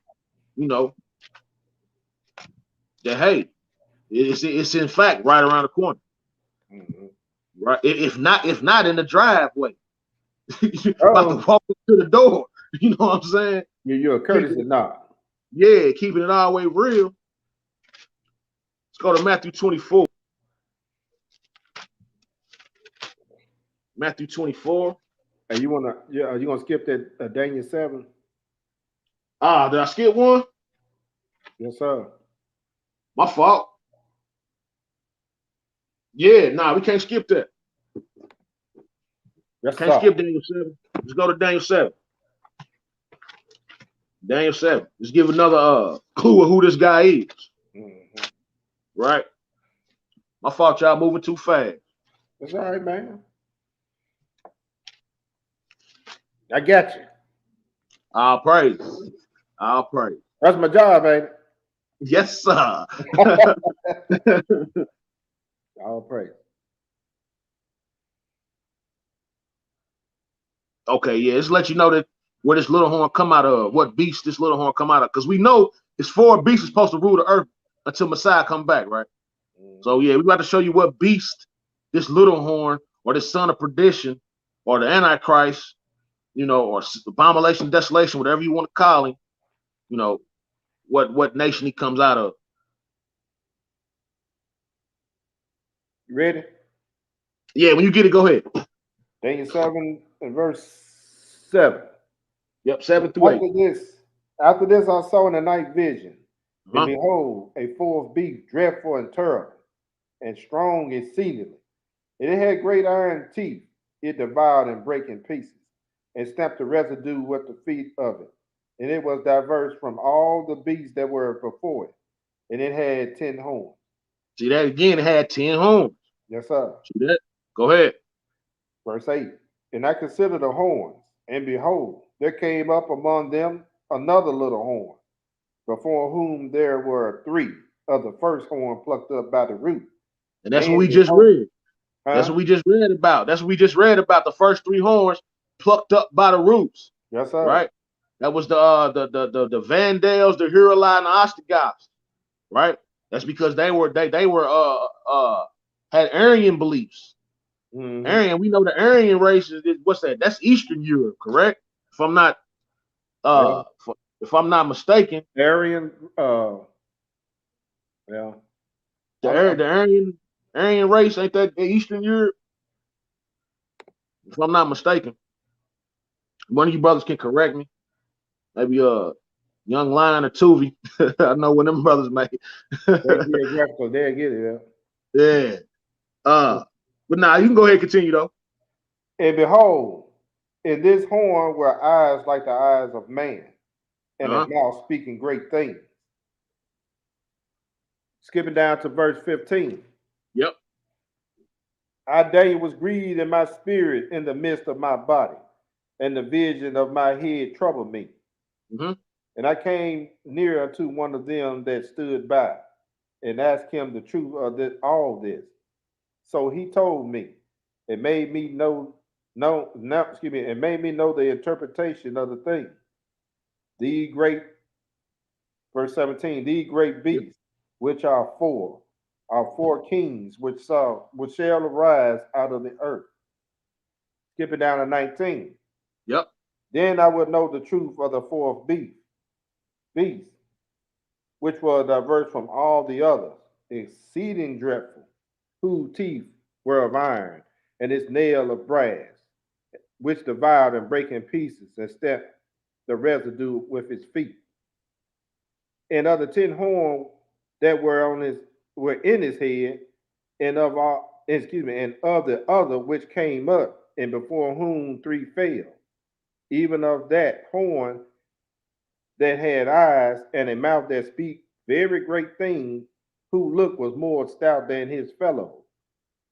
Verse 21, I beheld, and the same horn made war with the saints. Mm-hmm. With the saints, and number one saint on the earth. See that? This little horn, this guy, this son of perdition, made war with the saints, and notice the next sentence, and prevailed against them. And whooped their head. See that? And prevailed against them. We're gonna look more into that, but just to touch on it, right. this is who gonna initiate Jacob's trouble. This little horn, this son of perdition, right? Mm-hmm. Go ahead. Verse 22, until the Ancient of Days came, and judgment was given to the saints of the Most High. And the time came that the saints possessed the kingdom. Okay. Thus he said, the fourth beast shall be of the fourth kingdom upon earth, which shall be diverse from all kingdoms, and shall devour the whole earth, and shall tread it down and break it in pieces. You see that? It shall devour the whole earth, right? Right. Because then it says the kings of the earth committed fornication with this fourth beast. Mm-hmm. See that? The whole earth. Go ahead, Hebrew. 24. And the 10 horns out of this kingdom are 10 kings that shall arise, and another shall rise after them. And he shall be diverse from the first, and he shall subdue 3 kings. See that? Like I said, we just read it. I got ahead of myself, but we just touched on some of that, right? about the, you know, the kingdoms rising and falling, the three horns being plucked up. Yes, Just sir. read that. Go ahead. Verse 25. And he shall speak great words against the Most High, and Huh? shall wear out the saints of the Most High, Mm. and to think to change times and laws, and they shall be given unto his hand unto a time and times and a dividing of time. That. So, and I know we've heard this all before, but just to remind us, right, that if you still alive and you caught up in this demonstration for 3.5 years, this guy gonna wear out the saints, man. And you know, coming up, we know what that means. I know my mom used to talk, I'm gonna wear your butt out. So you know that ain't nothing, you know, to be played with or nothing to, you know, to Right. sneeze at, you know. He said he gonna wear the saints out. That's right. He gonna call the order to have us hunted down, you know. Just something to think about. Like my elder said in the beginning of the lesson, it's a lot of distraction going on right now, you know, to get your mind off of what's coming down the pipeline, you know, like the doctrines that these brothers is coming out with. That's distractions. You know, talking to my brother the other day about it, man. That's ain't nothing but distractions coming, you know, that Satan is using to get us off track from what's coming. You see what I'm saying? This is what's coming, people. And this is what we got to get our mind on. You know, this is what we got to start getting mentally prepared for.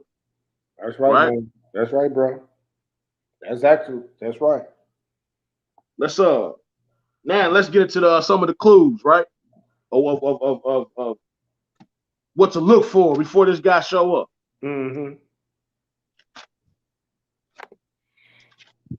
We got to get our mind right, people, because we ain't even. I'm gonna keep it real, man. Like I was reading about that, reading a little bit more into that Noah, man. When Brother Charles and Tuvi did that Noah lesson, man, I was reading a little bit more into it, and I came across how I said that the Most High, all the righteous folks, you know, that was on the earth, the Most High took them off before he sent that flood. You know, so I'm like, if I'm reading correctly, what this guy gonna do? Yes, sir. Hey, man, I pray I'm righteous and hopefully take the righteous folk off the earth before he let this guy, you know, do his thing, man. So I had you in the grave to a wrath. Hey, man, because hey, I'm just gonna keep it real, man. Everybody, you know, if we on the body, right, the body of Christ, you know, everybody's not an eyeball, you know, everybody's not an ear. Everybody got their own lane, you know. Right. Just like the Most High, he dispatched certain people, you know, to go against these brothers with these heresies, with these false doctrines. You see what I'm saying? Everybody got a job to play, you know. So I hope I'm doing my job now. You know what I'm saying? For real. Because boy, hey, it ain't gonna be nothing nice, man. Like you say now that you I can handle it. I'm strong. I'm good. I'm strong in the scripts. Yeah, you say that. You know, hey, Job said, "Hey, hide me in the grave till your wrath is past." You see, we know that he gonna send some destruction up on this deal, man. Let me tell you something, man. If he destroyed this earth and only let 8 people survive, come on, man. What you think about to come down the pipeline with this guy when he let all demonic forces loose, no holds barred when this man hit the scene? You think you seeing crazy stuff now? You think you seeing weird stuff now? You think you seeing off the wall stuff now? Right? Wait till he allows Satan to unleash all power. He gonna let Satan have total control. Only thing Satan ain't gonna be able to do is resurrect some people from the dead. That's it. All other power he gonna have. That's why he gonna be able to deceive the very elect if it's possible. Right? Remember, he's mimicking the Messiah. So everything the Messiah done, he's gonna do. Except for, you know, he can't resurrect nobody. But I have no. What you say, Hebrew? And he's showing here can't touch the very elect. Nah, he can't. That's hey, but I have no doubt in my mind. Me and my real were talking about this the other day. That I have no doubt in my mind that when this guy hit the scene, that he gonna make it look like, you know, he done died or something, and he's gonna make it look like he done got resurrected or something to make the people. Because I'm telling you, man, that's what the people want proof. And what was the Pharisees asking for? Send us a sign, show us a sign or something. That's what the people want, and that's exactly what he gonna do. We gonna read later. He gonna make the statue walk and talk, bring fire out the sky. Yeah. So I have no doubt in my mind that he might stage something to make it look like he resurrected or something, you know, to make the people be like, oh my God. But we know, like I said, the very elect know that he don't got that fire. You can't do that, brother. Right. You know, we know you a fake. We know you a false. And that's why we gonna be hunted. Because it's gonna be brothers like me and Amnon, if we still out here talking about, nah, that ain't it. He ain't it. That's right. Boldly. You know? Mm-hmm. Let's go ahead though. Let's go Matthew chapter 24. We're gonna read 4 through 16. Start off some of these look at some of these signs, right? The point to this guy coming. When you get it, go ahead, Hebrew. All right. Matthew chapter 24, verse 4. And Jesus answered and said unto them, take heed that no man deceive you. For many shall come in my name, saying, I am Christ, and shall deceive many. And you shall hear of wars and rumors of wars, seeing that ye be not troubled. For all these things must come to pass, but the end is not yet. Are we not going through this now? Wars and rumors of wars. Right. False prophets popping up. You know? Go ahead, continue. Verse 7. For nation shall rise against nations, and kingdom against kingdoms. And there shall be famines and pestilence and earthquakes in diverse places. All these are the beginning of sorrow. And see, I was Amnon. I had a lot of videos, man, to show the people what's going on around the world right now. Yeah. Like it's crazy, man. It's flooding going on in New York City right now. Yeah. That storm did some damage up there, boy. Yeah. You know, and then it originally hit the land. Yeah. You know, what was it? About a week ago? Well, matter of fact, I think when we was in Florida, yeah, the earthquake that hit Haiti, yeah, hit like 1,400 people or something like that. And that's just a couple. Like I said, for time's sake, you know, I didn't. But if you go on, it's chaos all over the world right now. I'm just gonna keep it real with you. They not showing it on your local Fox News, and you know. But if you really look and dig, it's chaos all over the world right now. I'm talking about chaos, man. You know, we could tell people, you know, because like you said, over here they distracted with the COVID. Go to Daily Mail is a good news source to go to. They report everything, and you know, some of the stuff will be a little graphic. The Daily Mail. Yeah. Check them out. I just want to throw that in, brother. All praise, Hebrew. Because it's going down, man. It's going down. They want to blame it on global warming. Nah.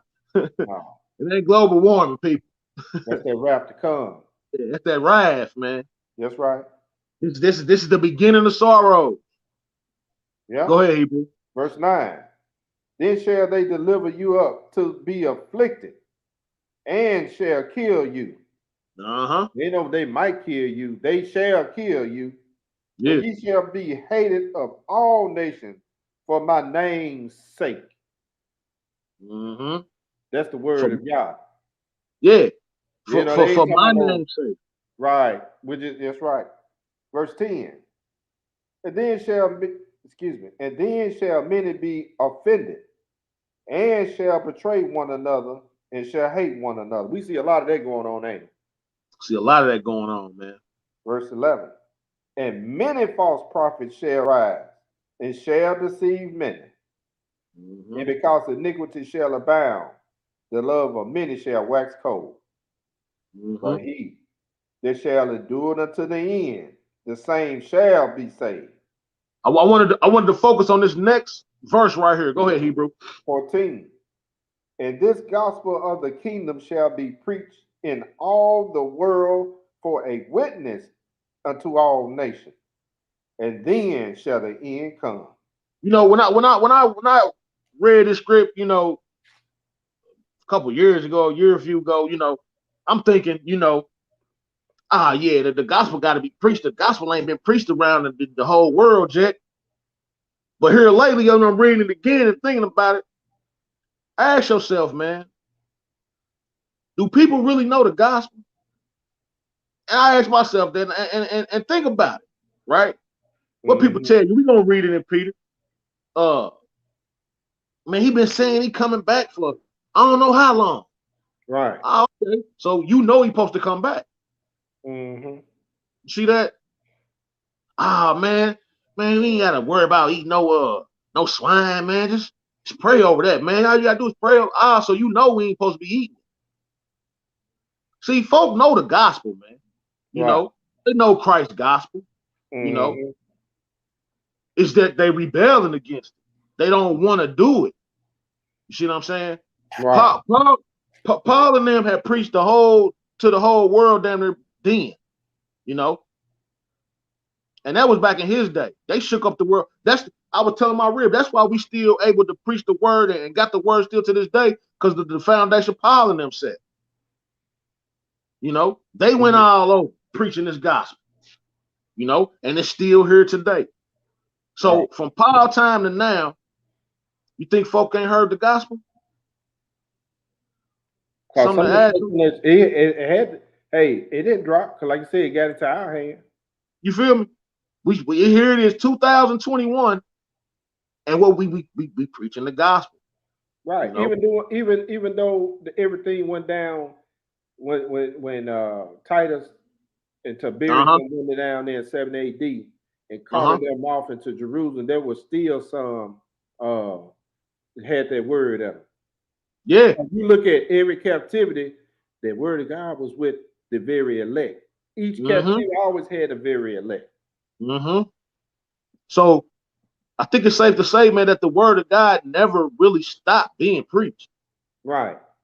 You know, so we got to ask ourselves, has this gospel been preached, you know, all across the world? Something to think about. Right. Go ahead, continue. 15. When ye therefore shall see the abomination of desolation, spoken of by Daniel the prophet, standing in the holy place, whosoever readeth, let him understand. Then let them which be in Judea flee unto the mountains. Hey, man, don't you know there's 7 mountains around Jerusalem? Yeah.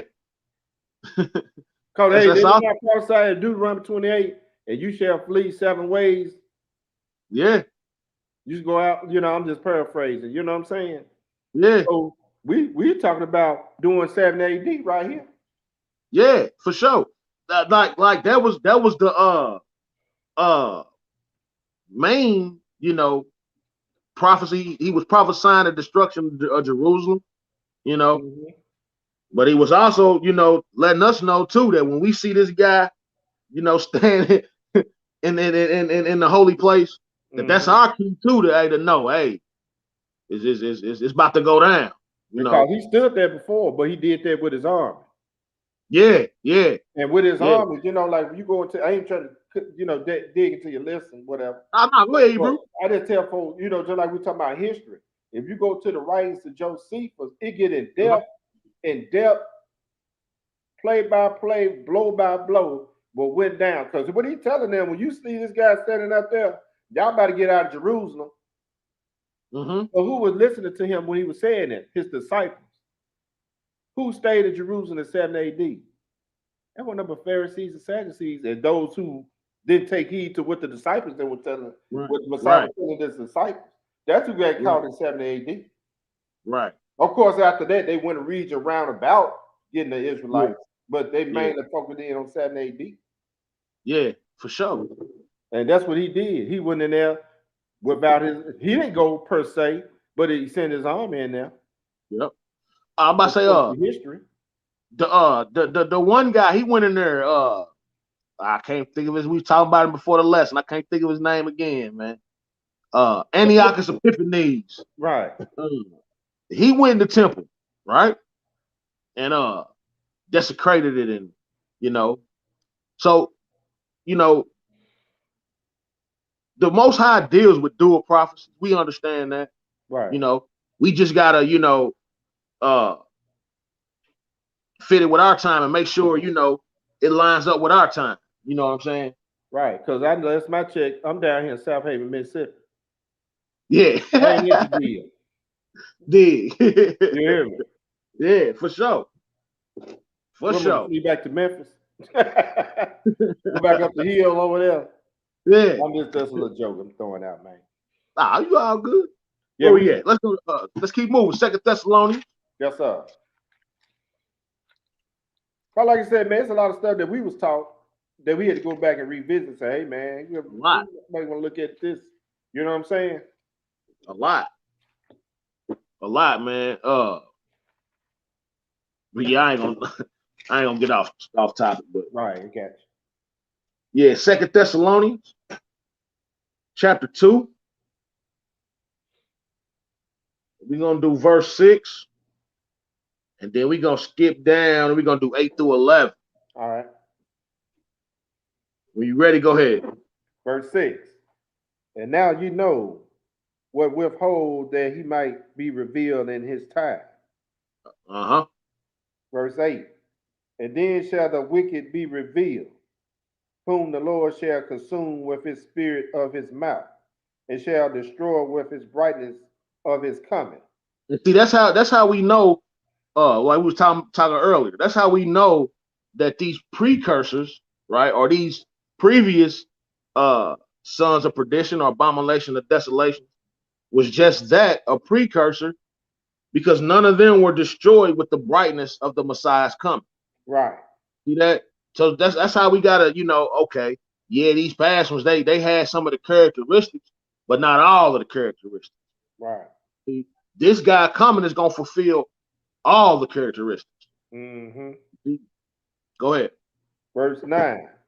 Even him whose coming is after the workings of Satan, all powers and signs and lying wonders, and with all deceivableness of unrighteousness in them that perish, because they receive not the love of the truth, that they might be saved. Hey man, the Pharisees and Sadducees, excuse me, they didn't receive the love of the truth. We just read that Matthew 24. Yep. That's why they got called to Jerusalem in 7 AD. Yep. But that's another lesson, because they had false prophets telling them to come to Jerusalem, and Messiah was already told them, hey man, tell these folks, when you see this right here, y'all better get up out of here. Right. So they wasn't saved. They wasn't saved because they received not the love of the truth. Yep. And that's what's gonna happen. That's gonna happen with the folks this time around. Right. After the gospel being preached and folks still kick against it, right? That's why he gonna send this strong delusion. That's why you gonna, be deceived, because you kicking against, what brothers is trying to show you. Right. You kicking against the truth. And you right, young lion. That's what these foreshadows are, man. They give us a template, right, of what to look for. Right. That's why he don't never, the Most High don't never blindside you. You see that? He ain't gonna blindside you. He gonna let you know so you can prepare yourself, right? And that's why we got these stories and got these, parables, so we can prepare ourselves mentally for what's to come. Especially if he say it's gonna be worse than any time in human history. You really should need to be prepared. Going back and reading the first Maccabees and looking at what Antiochus did. Go study what Nero and them did. And Go study what happened in 70 AD. And, you know, he said it's going to be worse than all that. See that?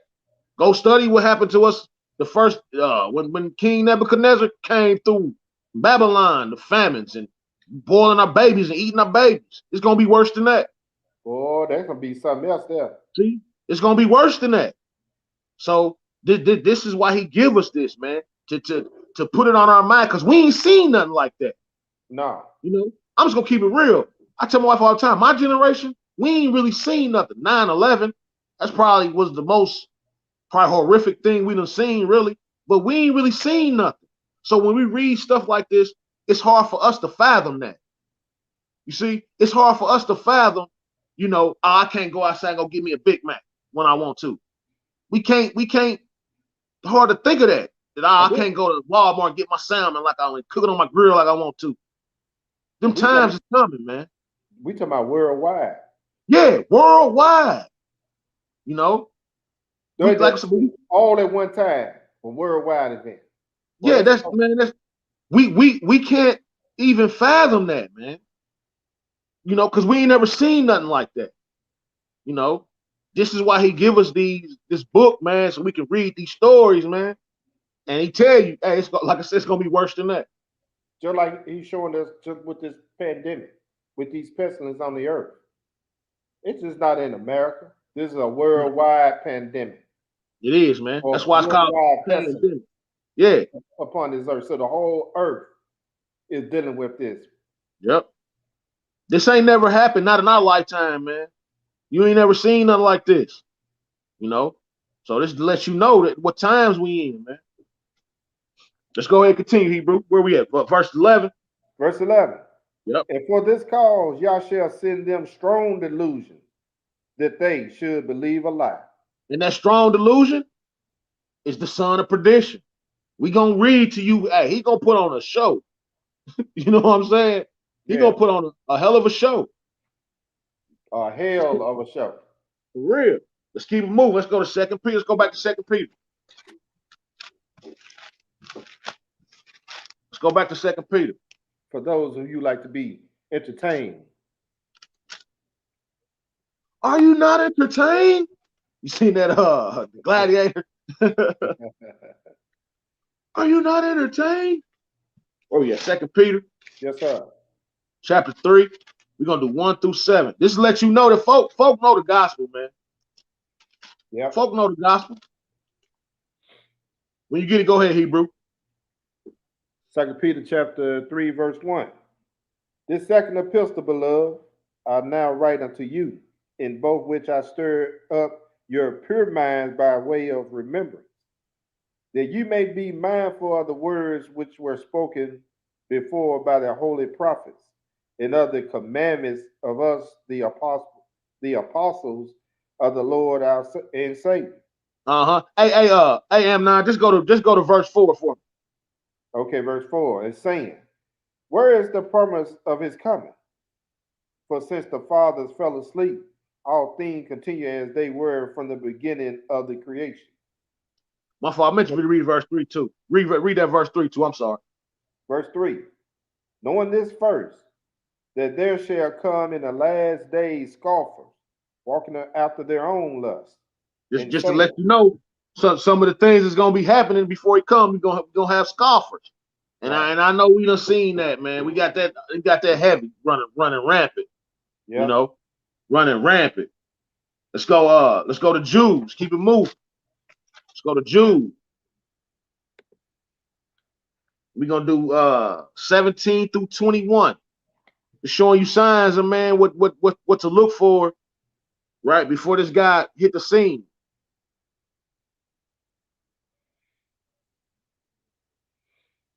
Thank y'all for staying with us too, man. It's bear with us. I know it's a long lesson, but gotta bring it out. Gotta bring it out. Yes, sir. Jude verse 17. But beloved, remember ye the word which were spoken before of the apostle of our Lord Jesus Christ, how that they told you there should be markers in the last time, who should walk after their own ungodly lusts. These be they who separate themselves sensual, having not the Spirit.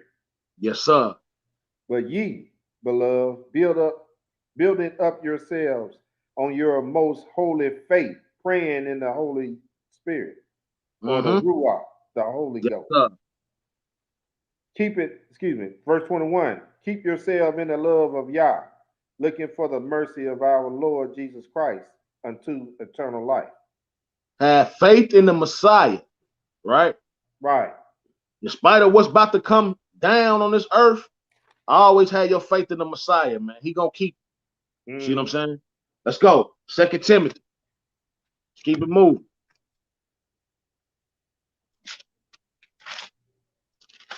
I need to pick my reading up, don't I? No, you good, Hebrew. Okay. Yeah, you I didn't good. want to read too fast or too slow. So I kind Nah, of, you good. okay. 2 Timothy chapter 3.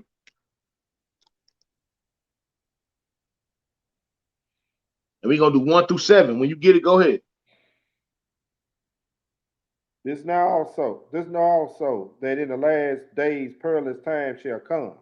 Uh-huh.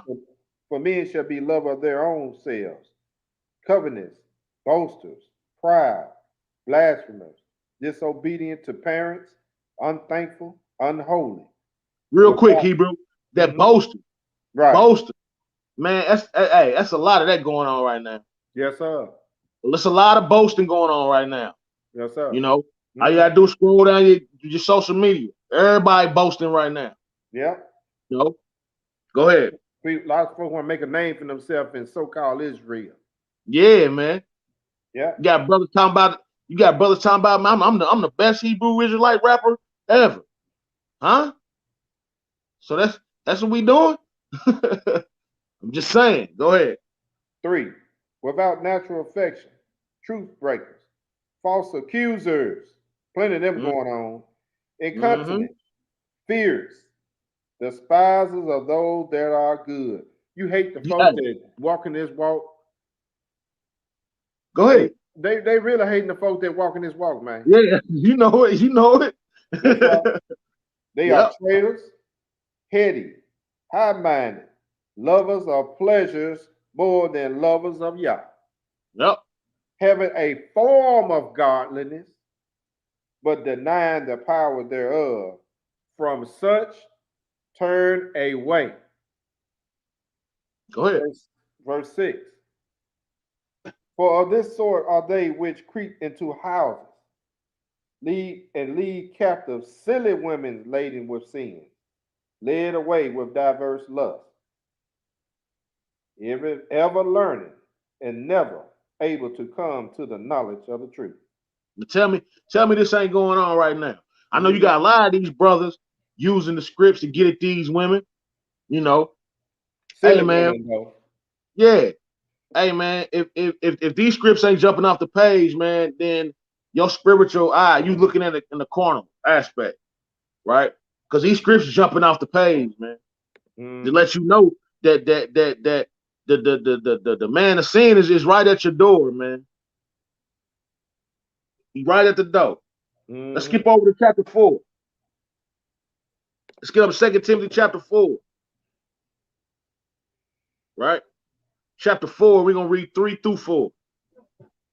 All right. 2 Timothy 4, verse 3.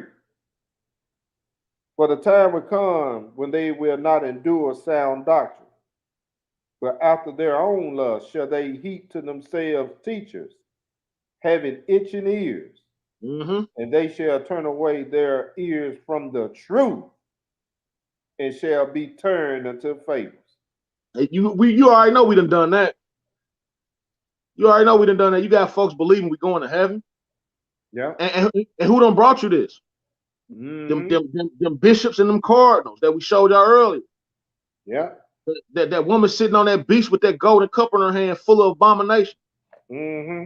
Right? Yeah. You think Jesus was born on December 25th? You think the Messiah was crucified on Easter on Good Friday and rose Easter Sunday? These are fables, folks. You could pray over your food and unclean food and eat it. praying over make it clean, that's a fable. See what I'm saying? Yeah. So a lot of these prophecies done already came to pass, man. We just waiting on him to show up. Yeah. You know? Mm-hmm. Something to think about, man. That's right. Something to think about. All right, now let's look at this guy, man. Let's look at this Son of Perdition, man. Was that it? Yeah, that was it. That's it. Let's look at this guy, man. Look what he gonna do, man, when he hit the scene, man. Mm-hmm. It's gonna be a day unlike any other. It's gonna be a time like no other. Mm-hmm.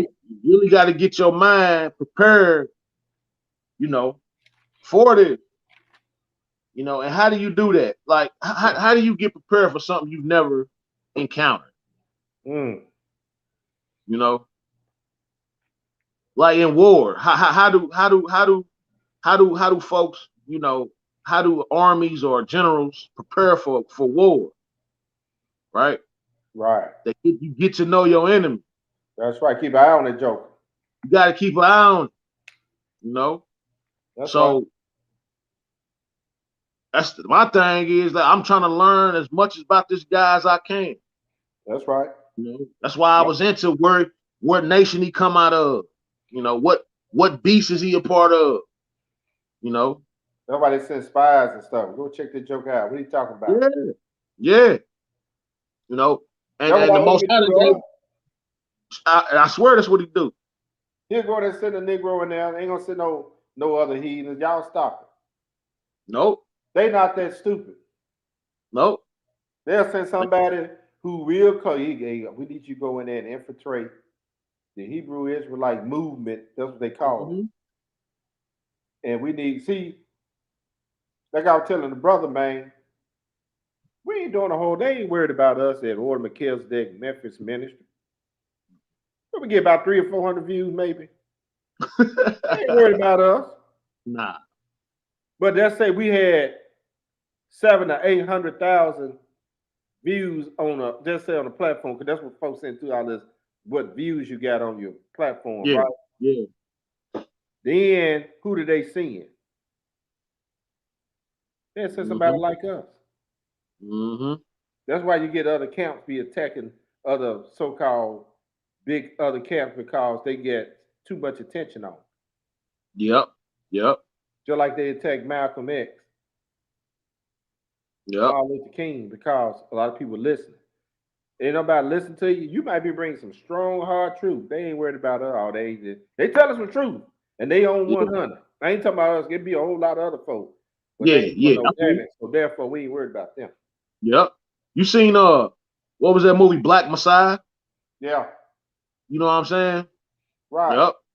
So when you start getting the so-called Negro man together and get him to start thinking and get him to turn back, which I'm gonna deal with it in these epistles of Peter. Hey man, that's when the trouble starts. Right. It's not liberating, not uplifting the women. It's uplifting the black male back into his role, returning him back to our Elohim. That's a big problem worldwide. They don't never want that to happen. Nah. Cause if that happened, then our nation gon' get in line anyway. If the man get in his proper spot, take his proper role as lead, then everybody gonna follow in line like they supposed to, and they know that. Right. Yep. I digress, man. I didn't want to throw that in there. Praise anytime the spirit hits you, go ahead and let it go. That's what the Son of Perdition. That's one of his tactics right there. Yep. Sure is. Let's go to start at 31, Hebrew. Read 31 through go ahead, read 30 through 37. All right. Daniel 11 and verse 30. For the ships of Chittim shall come against him.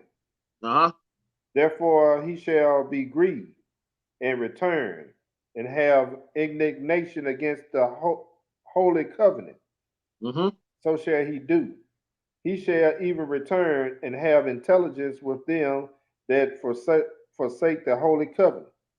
All right, so he gonna go have indignation against the holy covenant and forsake the holy covenant.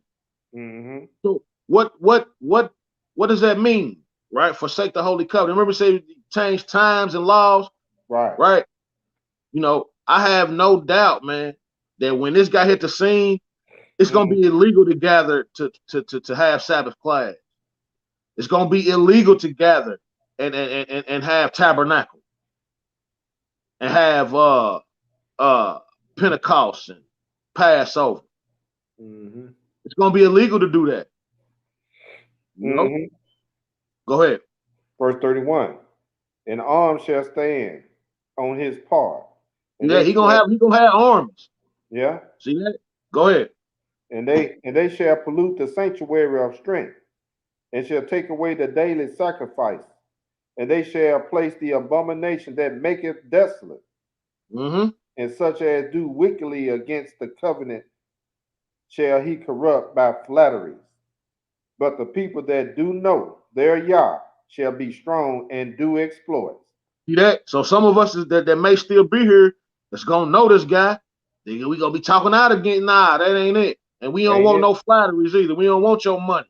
Right. Can't buy us. That's right. See that? Go ahead. Verse 33. And they that understand among the people shall instruct many. Now these priests were knowledge. Yeah, yeah. Yet they shall fall by the sword. Yeah. So just know, get your mind right. If you caught up in this, and you're gonna be one standing for the Most High, that you're gonna fall by the sword and by flames, so they're gonna be burning folks at the stake. Hey, Messiah showed us that. Paul knew that. All the disciples knew that, because when they came to get the Messiah, after they did the Messiah, they was coming after the disciples. I just want to throw that in there. So get your mind right, man. That this ain't about to be no recess. Walk in the park, cotton candies and strawberries. Yeah, nah, it's about to be some real deal. Walk around with your t-shirt with all your I'm a Hebrew with your fringes on. All that's gonna be over. You're gonna be taking this stuff off, ain't? Nah, cause that's gonna be a smooth identifier. Anybody with fringes on probably gonna get shot on sight. You know what I'm saying? I don't know. I'm just saying. I don't know. You're gonna be like Peter, man. I ain't got no fringes on. Now Peter didn't say that, but you know he denied Christ twice. Yeah, for sure. And by flames, by captivity, and by spoil many days. Verse 34. Now when they shall fall, they shall be hoping with a little help, but many shall cleave to them with flattery. Verse 35, and some of them, read 35? Yep, go to 37. Okay, and some of them of understanding shall fall, to try them, to purge, and to make them white. Hey, to make them white. Yeah. Hey, man, all the way to the day of those who endure to the end, the same shall be saved, ain't it? Yep. Even to the time of the end, because it is yet for a time appointed.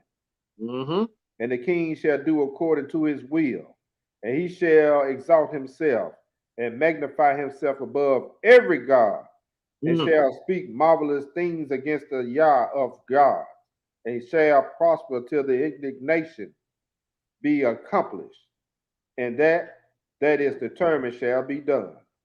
Neither shall he regard the gods of his father, nor the desire of women, nor regard any god. See that? For he shall magnify himself above all. See that? He ain't gonna even regard the God of his fathers. He ain't gonna want no women. So you ain't gonna be able to trip him up with no big booty woman. You know, and we all know what offers that's it. That's in. You know, we know who don't marry and you know abstain from sex. We know who that is. You know. Said he's not gonna worship any guys. He gonna be God. See that? Yeah. Let's keep checking him out. Revelation chapter 12. Revelation chapter 12. Tell you people, should get our minds right now, man. This gonna be serious when he hit the fan. Yes, sir.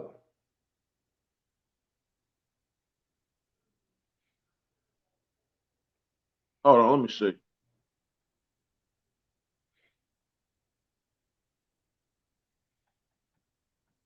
Nah. Skip that, Hebrews. Go to Revelation 6. I'm sorry. Revelation 6. Revelation 6. I'm sorry, y'all. And we almost done too, people. Right on for y'all still on the line, hanging in with us. All praise. All praise. But we almost done though. Revelation chapter 6.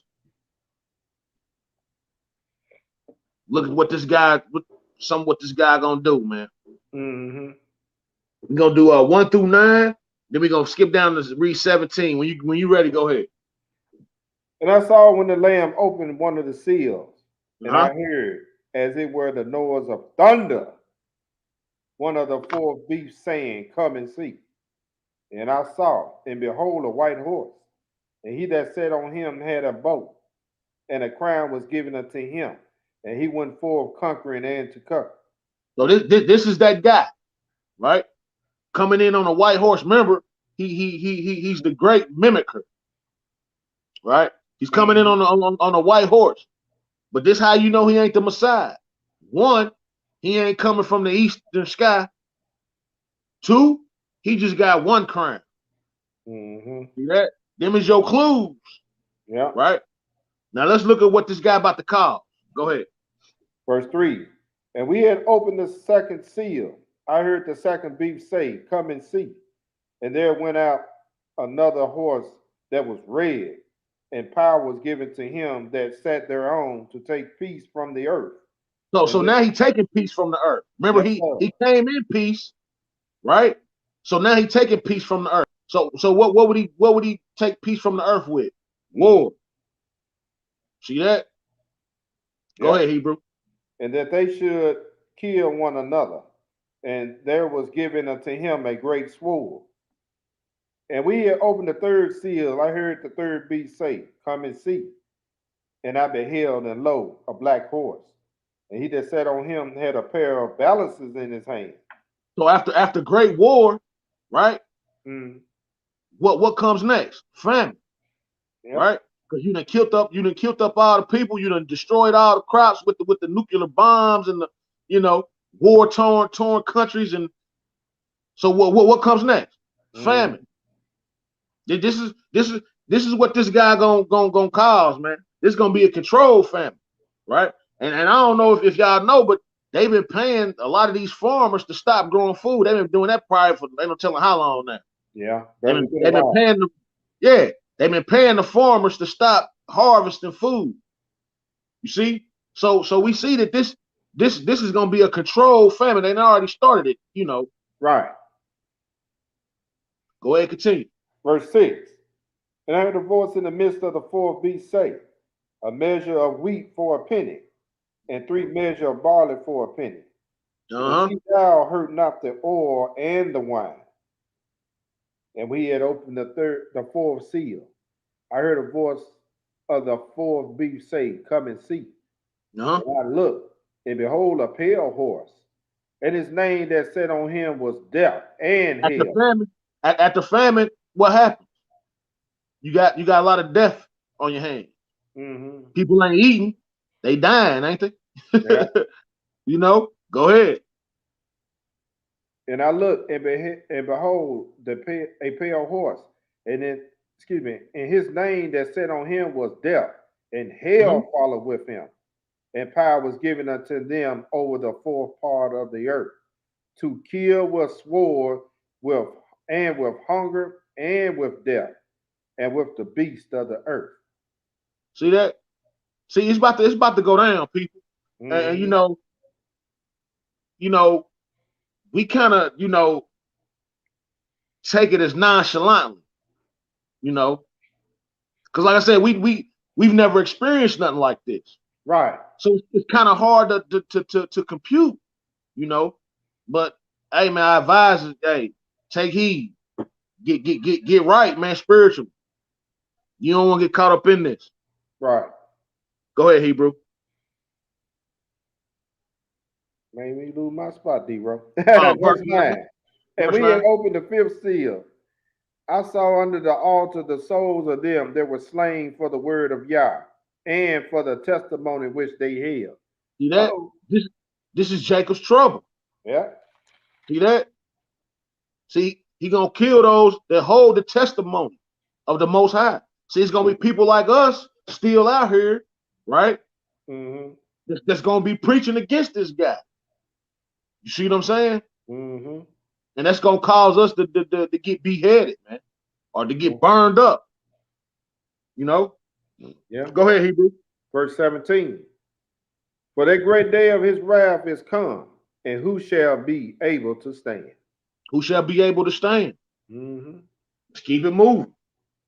Let's go to Daniel chapter 7. Daniel chapter 7. Who shall be One able verse to right stand? here. Daniel chapter 7. We're gonna do one verse, 25. Daniel chapter 7, verse 25. When you get it, go ahead.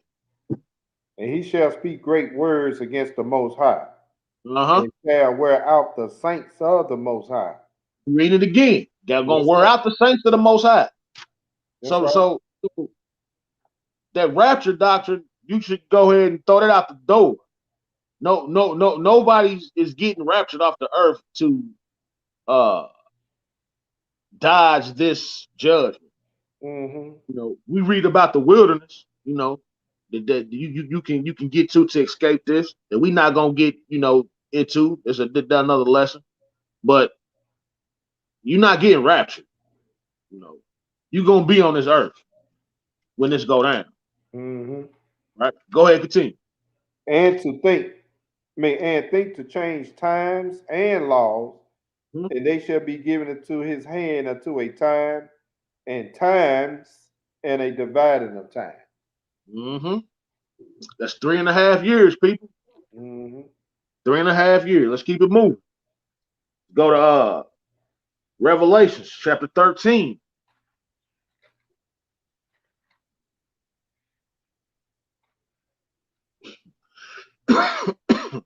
Revelation 13, we're gonna do 1 through 9, and then we're gonna do 13 through 18. We're just running it down what this guy gonna do when he get on the scene. All right. Just running it down what this guy gonna do when he get on the scene. The destruction he gonna cause, the chaos he gonna cause. Mm-hmm. When you get it, go ahead. Chapter 13, verse 1 through 9. When you get it, go ahead. And I stood upon the sand of the sea, and I Mm-hmm. saw a beast rise up out of the sea, having 7 heads and 10 horns, and upon his horn 10 crowns, and upon his head the name of blasphemy. Okay. And the beast which I saw was like unto a leopard, and his feet were as the feet of a bear, and his mouth as the mouth of a lion. And the dragon gave him his power and his seat and great Mm-hmm. authority. See that the dragon gave him his power and his seat. And this is why, you know, ain't no coming back from worshiping this guy. Because when you worship this guy, you are in fact worshiping Satan. You see that? That's why ain't no coming back, man. Go ahead. 3. And I saw one of his head as it were wounded to death, and his deadly wound was healed. See And that? all the world wondered after the beast. See that? His deadly wound was healed, and all wondered after the beast. See, he gonna do signs and wonders, man, to make folk eyes pop out their head. They're gonna be so amazed. Go ahead, Hebrew. And they worshiped the dragon which gave power unto the beast. And they Mm-hmm. worshiped the beast, saying, Who is like unto the beast? Who is able to make war with him? Uh-huh. And there was given unto him a mouth speaking great things and blasphemies, and power was given unto him to continue 42 months. 3.5 years. Go That's ahead. all. And he opened his mouth in blasphemy against Yah, to blaspheme his name and his tabernacle and them that dwell in heaven. Uh-huh. And it was given unto him to make war with the saints and to overcome them.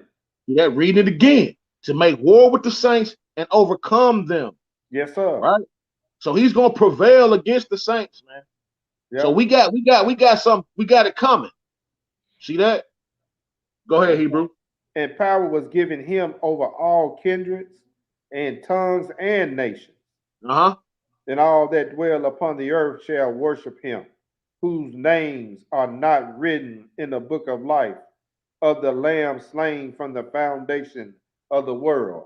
See that? And all that dwell upon the earth shall worship him, whose names are not written in the book of life. Right? So my That's question right. is, how I get my name in that book of life so I won't worship this guy? That's right. See that? Go Mm-hmm. ahead, Hebrew. 9. If any man have an ear, let him hear. Skip Skip down to down. verse 13 and go ahead to 18.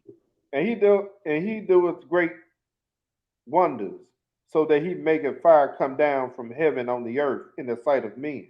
See that? He gonna make fire come down. So he gonna put on the show, Mm-hmm. right? He gonna That's be the right. greatest show on earth at the time. That's right. Go ahead. And deceiveth them that dwells on the earth by the means of those miracles which he had power to do in the sight of the beast, saying Mm-hmm. to them that dwell on the earth, that they should make an image to the beast, which had the wounds by a sword and did live. And he had power to give life unto the image of the beast, that the image of the beast should both speak and cause that as many as would not worship the image of the beast should be killed.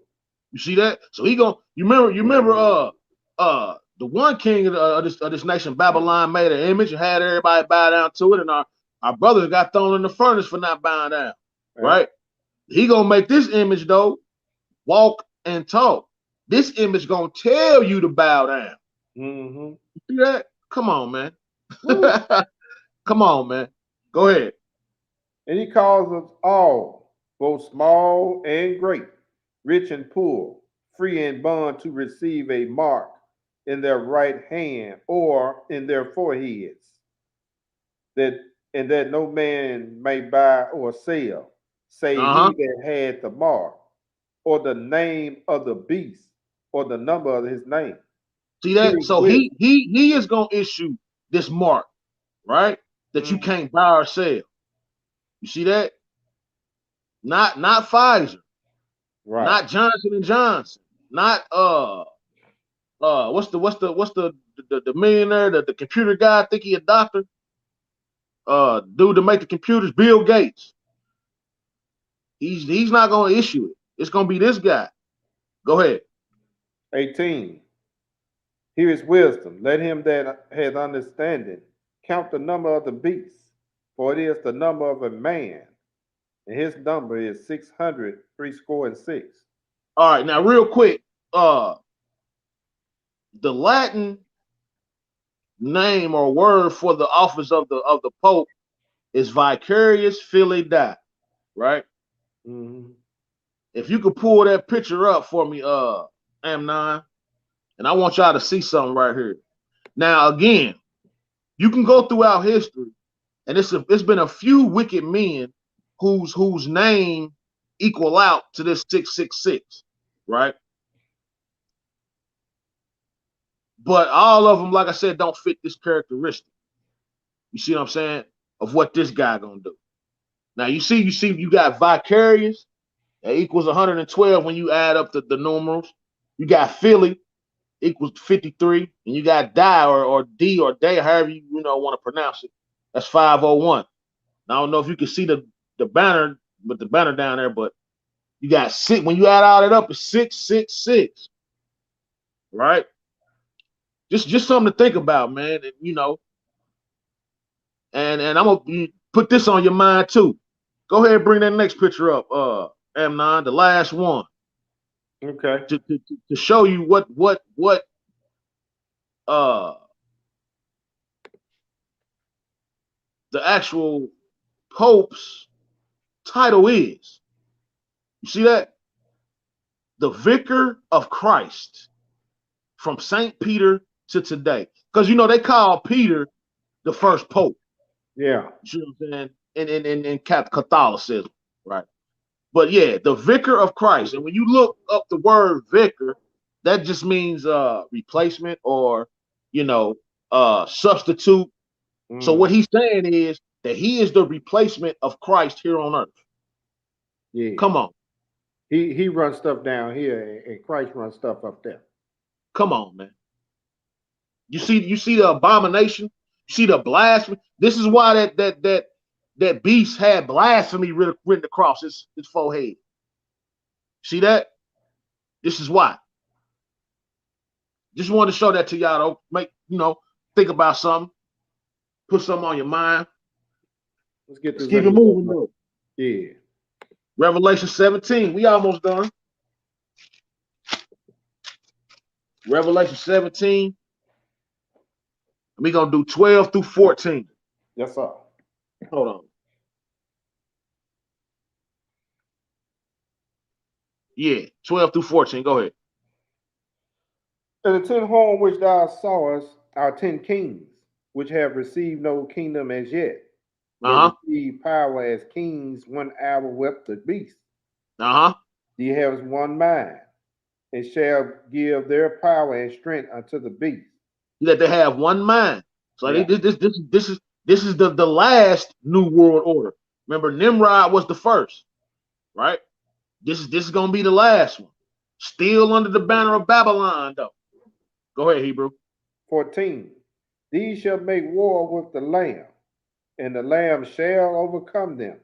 For he is the Lord of lords and King of kings, and they that are with him are called and chosen and faithful. Skip down to 16 and do 16 through 18.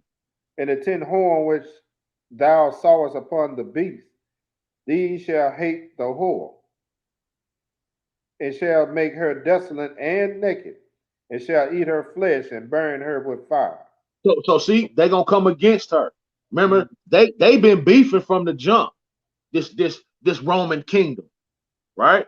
Remember the Vandals and the Ostrogoths and the Heruli, they got plucked up. See, they've been beefing from the jump. See what I'm saying? Go ahead. Verse 17. For Yah has put in their hearts to fulfill his will and to agree and give their kingdom unto the beast until the words of Yah shall be fulfilled. And the woman which thou sawest in that great city, which reigneth over the kings of the earth. Let's go. This the new world order. We seen it, right? Let's keep it moving. Revelations 18. And we're going to do 1 through 10. Yes, sir. Yep, when you get it, go ahead. And after these things, I saw another angel come down from heaven, having great power, and the earth was lighted with his glory. And he cried mightily with a strong voice, saying, Babylon, Babylon the great is fallen, and is become the habitation of devils, and the hold of every foul spirit, and the cage of every unclean and hateful bird.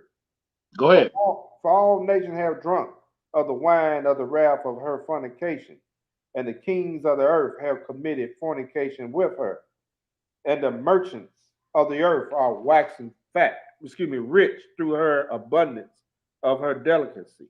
Go ahead. And I heard another voice from heaven saying, Come out of her, my people, that ye be not partakers of her sins, and that ye receive not her of her plagues. You that come out of her, my people. Now you can't come out of her physically because Babylon, remember he said, hey, he's all over the earth. Right? So we can't leave the earth. So what is he saying? Come out of her spiritually. Don't partake of her wine. Don't partake of her doctrines. See that? Don't fall victim to her deceptions. See that?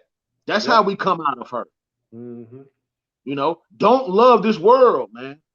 Love not this world, nor the things in it. That's how you come out of her. Yep. Go ahead, Hebrew. 5. For her sin have reached into heaven, and God has remembered her iniquities. Reward her even as she rewarded you, and double unto her double according to her works, in the cup which she had filled to her double. Uh-huh. How much she has glorified herself and lived deliciously, so much torment and sorrow give her. For she said in her heart, I sit a queen, I am no widow, and shall see no sorrow. Therefore shall her plagues come in one day, death Mm-hmm. and mourning and famine, and she shall be utterly burned with fire. For strong is the Lord God who judges her. Because wasn't they saying who can make war with the beast? Mm-hmm. Right? Wasn't they saying that? Who can Yes, come sir. against her? That's right. You know? That's We see who can come against her. Go that's ahead, Hebrew. verse 9.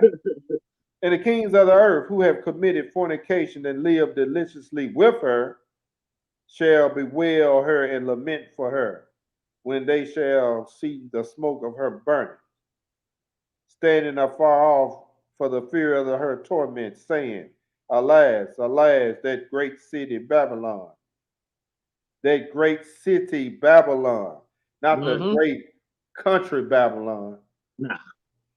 that mighty city, for in 1 hour is thy judgment come.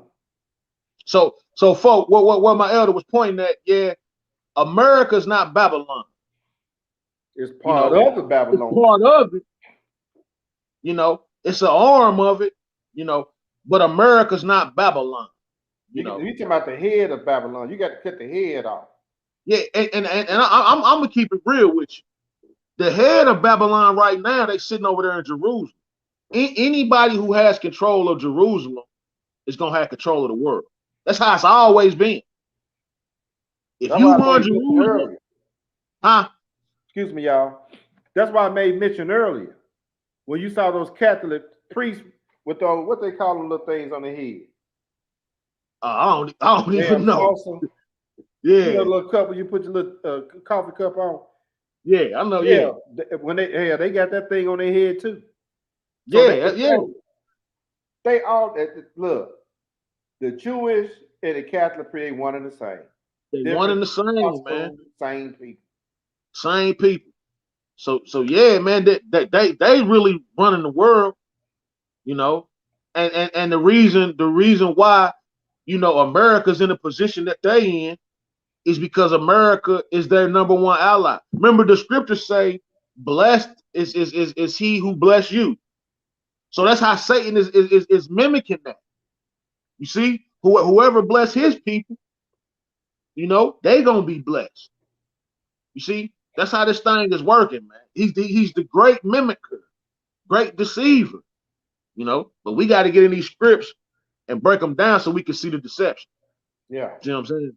Mm-hmm. Revelation 19. Revelation 19, 11 through 6. And then we got 1, 2, 3, 4, 5 more after this. Encouragement scripts after this. This is the last one about the son of perdition. You about to see his judgment and what's gonna happen to him and his false prophet, right? Right. The guy that's gonna be telling you to worship him, right? Because see, that's what these Roman Catholics is on, right? If you go, you know, read about them, they own emperor and pope. That's how they want to run they demonstration. The emperor and the pope, or the king and the high priest. You see, and the pope being the one with the most pull, because he's supposed to be the one close to God. Just like in our demonstration in Israel, we had the king and we had the high priest. But the high priest had the most pull because the high priest was closer to God. The king had to adhere to the high priest. You see what I'm saying? That's how these Roman empires trying to run their demonstration. Same thing. That's what I'm saying. The great mimicker, man.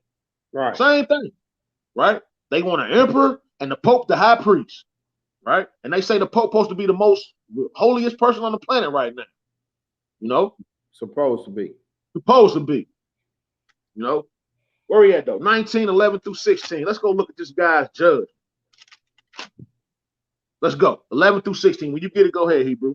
And I saw heaven open, and behold, a white horse. And he sat upon was called faithful and true. And in righteousness he doeth judge and make war. So real quick, it said, behold, I seen heaven open, and behold, a white horse. So we got another white horse. Because remember, the abomination, desolation, the son of perdition came in on a white horse. Mm-hmm. Right? So who is this on this white horse? Go ahead. Verse 12. His eyes were as a flame of fire, and on his Mm-hmm. head were many crowns. Many crowns. This is your Messiah. This is your master. I'm gonna tell you, this is how you know the difference. Right. Right? Our master got many crowns because he's King of Kings. See that? Yep. Go ahead. He had a name written that no man knew but he himself. He didn't have a name written with blasphemies and all that other crap on that. Nah. He had a name that nobody knew. Remember that. Keep that in mind. So don't tell folk you got to say this, you got to say that. That's no another story. But yeah, he had a name that nobody knew. Yes, sir. Go ahead. Verse 13. And he was clothed with a vesture dipped in blood, and his name is called the Word of Yah. And the armies which were in heaven followed him upon white horses, clothed in fine linen, white and clean. See, they gonna be coming through. Yes, see sir. that? They gonna be coming through, man. They gonna lay this guy down, man. The Messiah's highly upset. Mm-hmm. You know? Let's go. 15. And out of his mouth goes a sharp sword, that with it he should smite the nations, and he shall rule them with a rod of iron, and he shall tread the winepress of the fierceness and wrath of Almighty Yah. Mm-hmm. And he that has it, and he has on his vestures and on his thigh a name written, King of Kings and Lord of Lords. And Skip down to 19. Skip down to 19 to do 19 through 21. 19. And I saw the beasts and the kings of the earth, and their armies gathered together to make war against him that sat on the horse, and against his army. And the beast was taken, and with him the false prophet that wrought miracles before him, with which he deceived them that had received the mark of the beast, and them that worshipped his image. See that? They deceived them that received the mark and worshipped his image. Mm-hmm. Don't be deceived, people, because this is coming. Mm-hmm. This is coming, man. He about to show up, man, on the scene. Don't be deceived, people. Go ahead. These both were cast alive into a lake of fire burning with brimstone. And see, this is how upset the Messiah is with the Son of Perdition and his false prophet, right? Yes, sir. They going into the lake of fire alive. No judgment, court date, no court session, none of that. They going straight in there alive. Go ahead. That's wrath without mixture, ain't it? Yeah, that's wrath straight up. Ain't no mixture in that. No, sir. That's straight up. Raw. Go ahead. Verse 21. And the remnant were slain with the sword of him that sat upon the horse, which sword proceeded out of his mouth, and all the fowls were filled with their flesh. To the great supper of the Most High Yah. Exactly. That's exactly what he said. He said the remnant is going to be killed with the sword. So those that he don't throw in the fire along with the false prophet and the beast, they going to be killed with the sword. You go reading that Joel chapter 2. The mighty men going to be running up the houses. And that's what he talking about, man.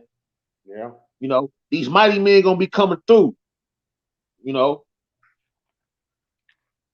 So that's it on him, man. We see what he gonna come. He gonna come and cause havoc, wreak havoc on the earth for 3.5 years, and then the Messiah gonna deal with it, right? Mm-hmm. We just telling you, don't get caught up, man. Don't be deceived. Get mentally prepared now. And we gonna read 1, 2, 3, 4, 5 quick scriptures to help get you mentally prepared, right? Just to let you know where the Father is at and the Son is at, you know, as far as, you know, keeping you, you know, not forsaking you, so to speak. Matthew 28:20. We almost done, y'all. All praise, man. People still in the chat with us, man. All praises. Thank you for staying with us, man. We almost through though. Yeah. Matthew 28. We're gonna do the last verse of Matthew 20. When you get it, go ahead.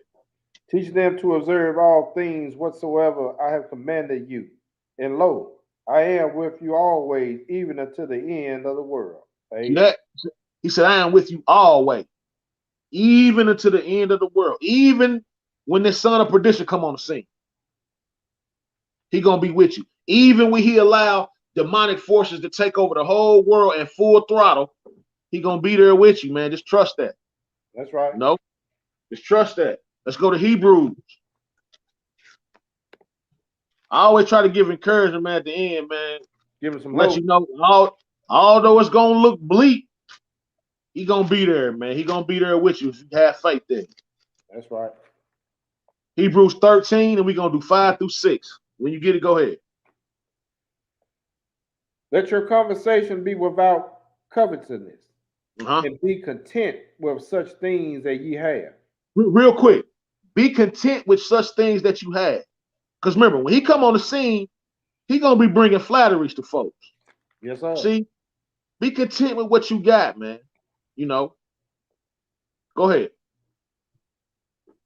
For he has said, I will never leave thee nor forsake thee. See that? He will never leave you or forsake you.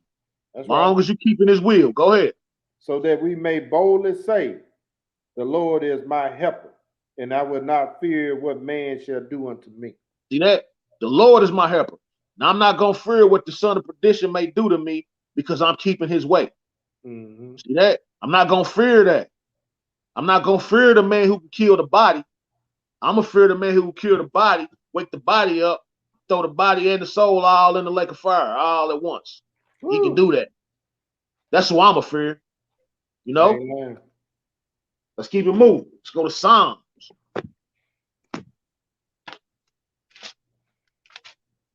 Don't take the mark, folks. Don't take that mark.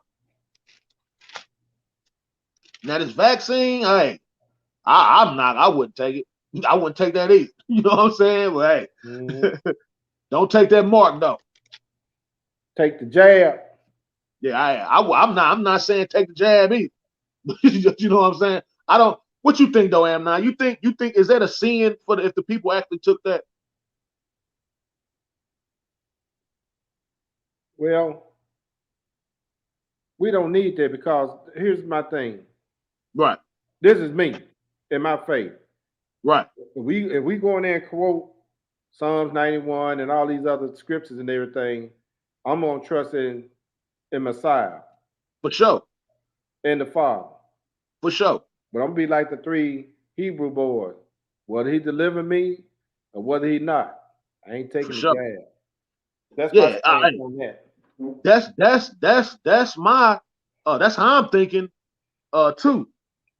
But I'm just wondering, right? Because he say you can't come back from the mark. You take the mark of the beast, you ain't no coming back from that. I guess what I'm trying to like for my loved ones that have taken the jab, can they come back from that? I feel that Most High is merciful, but a lot of people done it out of ignorance. You know what I'm saying? Okay. I'm just saying, just being on the fruits of the spirit of merciful side. Right. A lot of folk done it out of ignorance. You know what I'm saying? Yeah. Just think about all the vaccination we've had received growing up as a child. That's what I was thinking about. Born back in the 60s. That's what I was thinking about. And I still got this damn circle on my arm that they hit us with. Yeah. Well, my parents did that. A lot of parents had their children vaccinated. Yep. I know. Charged with that. Yeah. You know what I'm saying? Yeah. So, yeah, I feel you. Just like you doing sin, you out of ignorance. You know, that's just like we were doing Christianity, we were doing Christmas, all that other stuff out of ignorance, right? Yeah. Until we came to the knowledge of the truth. Right. And then we know, hey man, we've been serving other gods. Right. We've been trusting in other gods. Now we come to the knowledge of the truth. That's what I believe. I believe He'll have mercy on a lot of people who've taken that shot. Right. That's what I'm thinking too. Because if it's not the mark, then which I don't believe it's the mark. You know, because he said you can't come back from the mark. No, you ain't coming back from whatever this mark is. You ain't coming back from it. Yeah. So now if they put it mandated and they put it in law, if you didn't take the jab, you can't go to the store and you can't do this, you can't do that. Right. You can't pay this. Look here, we're gonna have to come in and throw you off your land because you can't pay your taxes. Now and then we'll know, hey, that's that damn mark. Yeah, exactly. Exactly. And if we understand script correctly, prophecy should be in line, when that happens. When it happens. You So see? right. So until then, we wouldn't know it until then. But my stance on that, the Most High is merciful and everything. Cause like we said, a lot of us do stuff out of ignorance. Yeah, we sin out of ignorance. Don't even know we sin until we Yep. come to knowledge of you. Like, oh, I got to go and Yep. repent from that. Yep. To go and knowledge before my Elohim. Hey, I done this out of ignorance. For sure. And that's what I was thinking to too. Clean you, whatever they got in that crap, he got the power to, hey, cleanse that mess from your body. Yep. And I promise you, that's what I was thinking. That's we believe in the same thing. but knowing what we know, yeah, would I go and do that? Hell to the no. Nah, hey, yeah, I'm not, and I'm gonna keep it real. I had it, I had COVID, but that didn't make me. I need to go get the vaccine. Nah, I'm like you. What you was just saying, if he gonna heal me from this, it's gonna be all good. According to these devil, according to these people, everybody got COVID. Yeah. If you cough, sneeze, your nose running, your eye dripping, everybody got COVID. Just like doing 9/11, that we learned, hey man, everybody's a terrorist. Whether you know it or not. All you gotta do is go to the damn airport. They stripping in your clothes. They'll let you know you're a terrorist. Yep. So everybody got COVID. Yep. According to them. Yeah, you can't cough in the line at Walmart no more without, looking around, being embarrassed a little bit. If you sprain your damn ankle, you got COVID. Cause COVID you tripping, you couldn't keep your balance. According to these people. Yeah, for sure. Ain't no win with these people, man. Nope. So it is what it is, bro. You're right. Let's go ahead and wrap it up. Let's go Psalms 81:10. Real quick, Psalms 81:10. I am the Lord thy God, which brought thee out of the land of Egypt. Open thy mouth wide, and I will fill it. We say, open thy mouth wide, and I will open thy mouth wide, and I will fill it. Right. Praise him. That's right. Right. Pray to him. Ask him for strength. Right. Open your mouth. That's right. Ask for some deliverance. There you go. That body. There you go. And have some mercy. Show some mercy. Hey, these folks done this out of ignorance. Don't charge them for that. These people ain't in their right mind. Have mercy on them. Give another chance. That's what we should be on. Yep. You know what I'm saying? Because is he not doing the same thing at the right hand of the Father? That's exactly what he's doing. None. He may be a little ignorant right now, but he gonna come to. Just give him a little while longer. I know how to get him. Have mercy on D-Roll. Yep. He tripping right now. Hey man, we gotta be merciful on these people out here, man. Well, some folks just some straight up damn devils, and they know they some straight up damn devils. some folk are. Some folks they know. But anyway, move right along, my brother. Yep, 84. Psalms 84, 11 through 12. What we got? 2 more after this? One more. One more after this. Okay. One more after this, y'all. All praises. And I got a couple of announcements too. I got a couple of announcements after that, and then we'll be out of here. So yeah, y'all stay tuned, man, for the announcements, man. We almost through. Psalms 84, verse 11. For the Lord God is the sun and shield. The Lord will give grace and glory. No good thing will he withhold from them that walk uprightly. So he ain't gonna hold without, if you walking in this thing and righteous, whatever, he ain't gonna withhold anything from you. He ain't gonna withhold nothing from you. Because remember, the prayers of a righteous man availeth much. Yes, sir.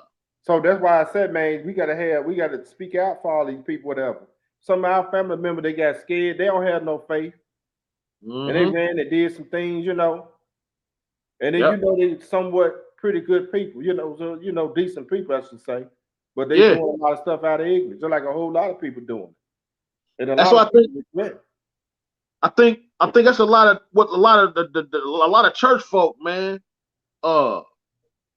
It's a lot of folk in church, man, that genuinely is seeking the Lord, genuinely, have a heart for the Lord. It's the folks that's leading the people, man. It said that the fear of God has been taught by precepts of men.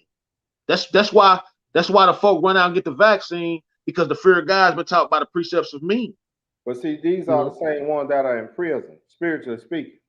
Yep. That we got to go in, teach the word of God so they can get out of prison and out of their mind. You Yep. see what I'm saying? That's what the disciples, that's what we should be on. Until they say, get the hell away from me. I don't want to hear that damn Bible, blank, blank.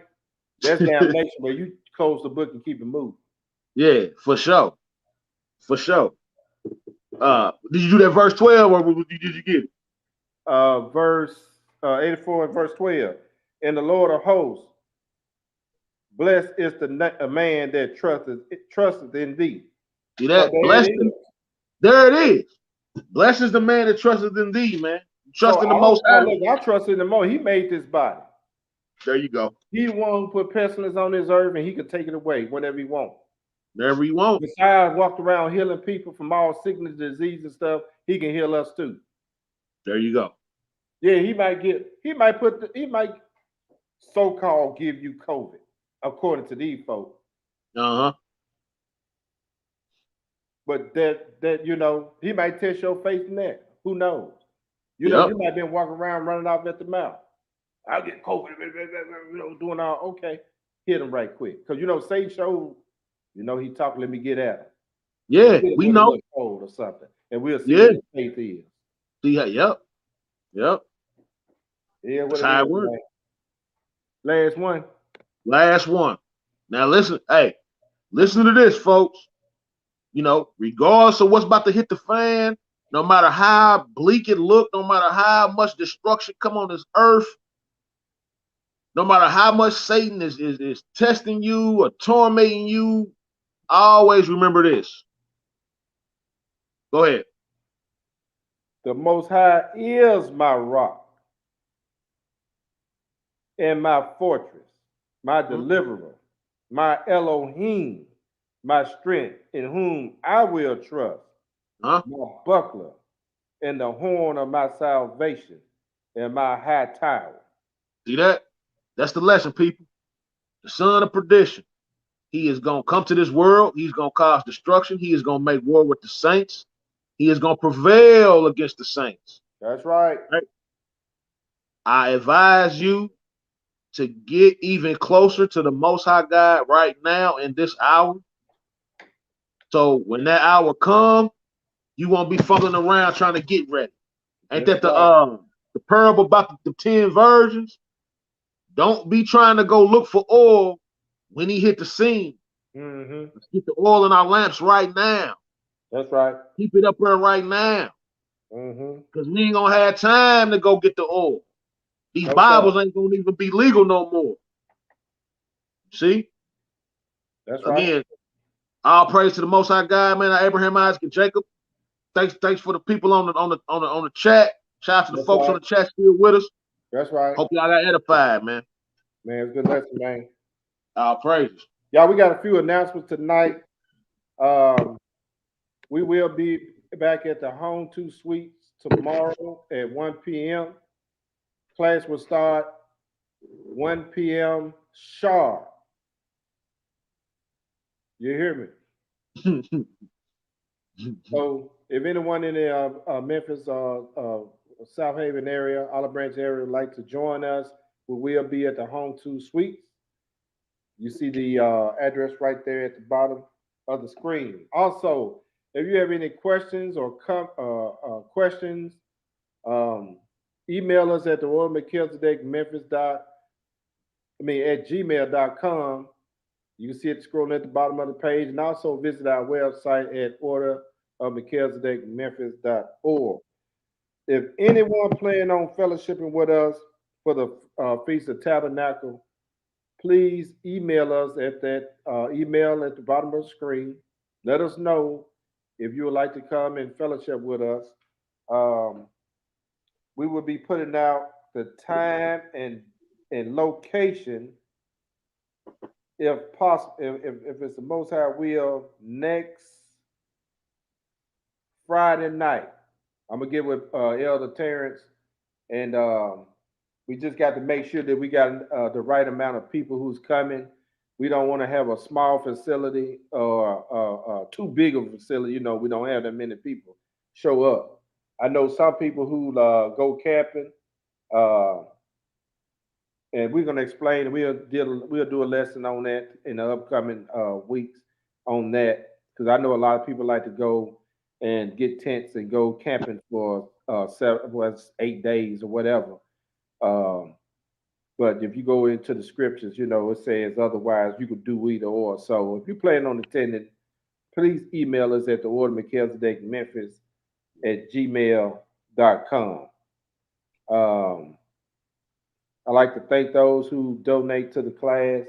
I'll praise the Most High that the Most High strengthen your hands and bless your household for your kingdom work. And I think that's all I have. That's all I had written down. Um, let me see. I'm gonna shout some of you have anything, D-Row, you want to tell the folks? Y'all got a class, y'all have a class going on. If anybody up there, I don't know if anybody on here from Naptown might be up there. Y'all still have any class tomorrow? Talked to Ed earlier. He said the class is still going. It's on as usual tomorrow. If anybody's on here that's in Naptown, 1111 East 34th Street, Yes, 3 p.m. Doors open 3 p.m. You start the class around 4. So yeah, if y'all on here, I heard it's going down tomorrow. So if y'all heard, come on through 1111 East 34th Street. All right. You got any music you want to close out? I'm not gonna shut it down like I did last week. Nah, I mean whatever come to mind, man. Go ahead and play it. Something. I just want to send a shout out to all the people that's still on the chat, man. One love to my Memphis family, my Texas family, my Denver, Colorado family. Hey, all the Hebrews all across all the nation, man, that's really trying to keep these commandments, really trying to walk this walk. I say shalom to you. I say may the Most High be with you.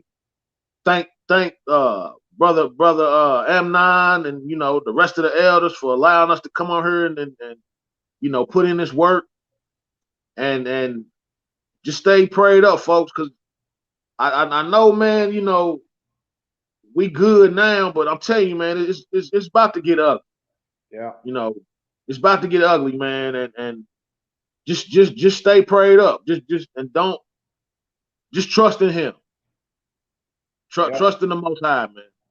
That's right. And I'm gonna shout some of y'all out. We have Salvation Blue, Shalom, Shalom. First time seeing you on here. We got our beloved brother Terah Israel. Yes, tomorrow, brother Terrence will be bringing a lesson along with brother Charles Yah. So they will be doing a lesson tomorrow. Howard Brown, Isaac Israel in the building. We got Sister Linda Ricks in the house. Shalom, shalom. Ruth 116. Shalom, shalom, sis. Good to see you. Elaine Bakes, of course, in the house. We got Sister Tannis A. McCray Davis in the house. Shalom, shalom. Just want to shout some of y'all out. I say Linda Ricks was in the building. Tuvaya. My brother. That's right. Brother Corey Yehuda was in the house. Shalom, shalom. My fan. Yes, sir. The young lion in the building. No, that's my little bro. Yeah, bring some food tomorrow, young lion. Brother Norris is in the house. Shout out to Brother Norris and his family. That's right. The Jag music. Shalom, shalom, bro. Shalom, Hebrew. Good to have you. First time on the chat in the room, fellowshipping with the brothers and sisters. Yes, sir. Michael Ben Israel nephew out there on that road, man. Be careful out there on that road, nephew. Nephew be putting in that kingdom work too. Him and them bros down there. Yes, sir. Cortez and them. That's right, cause they got them preachers down there. Them brothers down there got preachers after them. Yeah. Yeah, man. We might have to go down there and straighten out some things down there. Hey. But they young brothers, they can handle it, man. Cause boy, they got an uproar going on down there in Tupelo, Mississippi. Hey, that mean they doing something right. They doing the work. See, that's what we need to be on, man. Hey, that's the work. Yep. If You're Joe absolutely ain't right. threatening you and calling you and telling folks to unfriend you and all this stuff, hey, brother, that's the work. That's part of the work. Yep. That's no verbal persecution. That's all. Yep. Absolutely. But I say to them, the hell with them. But I'm gonna leave y'all with this. Hey man, this thing is scrap. But we Gotta endure it to the end. We gotta fight, scrap. We gotta get the junkyard dog mean. This word of God. Hey, y'all enjoy the rest of y'all Sabbath. Yes, sir. What must I do to be saved? Don't want to die wrong in my sin to my grave. Lord, help me to turn from my ways. I'm crying out loud, Lord, I need you to save me. Save me.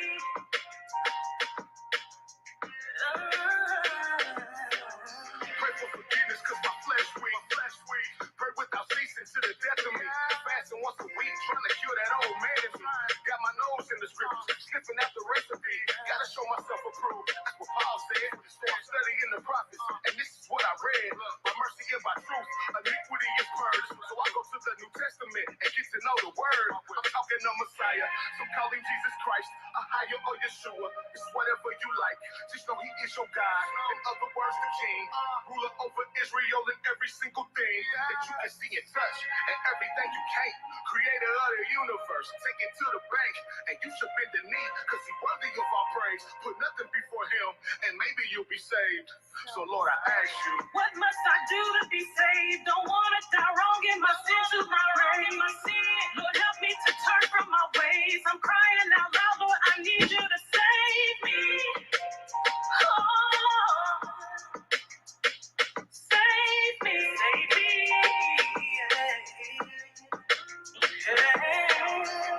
On this free track, giving free bread out. Yeah, I know this truth hurt. Yeah, I can hear them pout. Not my concern. I'm just trying to teach some words, hoping that it get across, because what we've been taught is absurd. Praying over food, make it clean, that's a lie. If you don't switch it up and repent, you gon' die. You gon' fight. The second time, burn it in the lake. You might see your pastor in there with you in the snake. And the false prophet with the beast. Even death going in the lake of fire when the Father bring the wealth to this earth. I'm talking New Jerusalem. First, Christ gotta clean it up with the word he used the church. Banging on these devils, call them out every time. It's a war going on. I fight with scriptures in my mind. Banging on these devils, call them out every time. It's a war going on. I fight with scriptures in my mind. What must I do to be saved? Don't want to die wrong in my sin to my grave.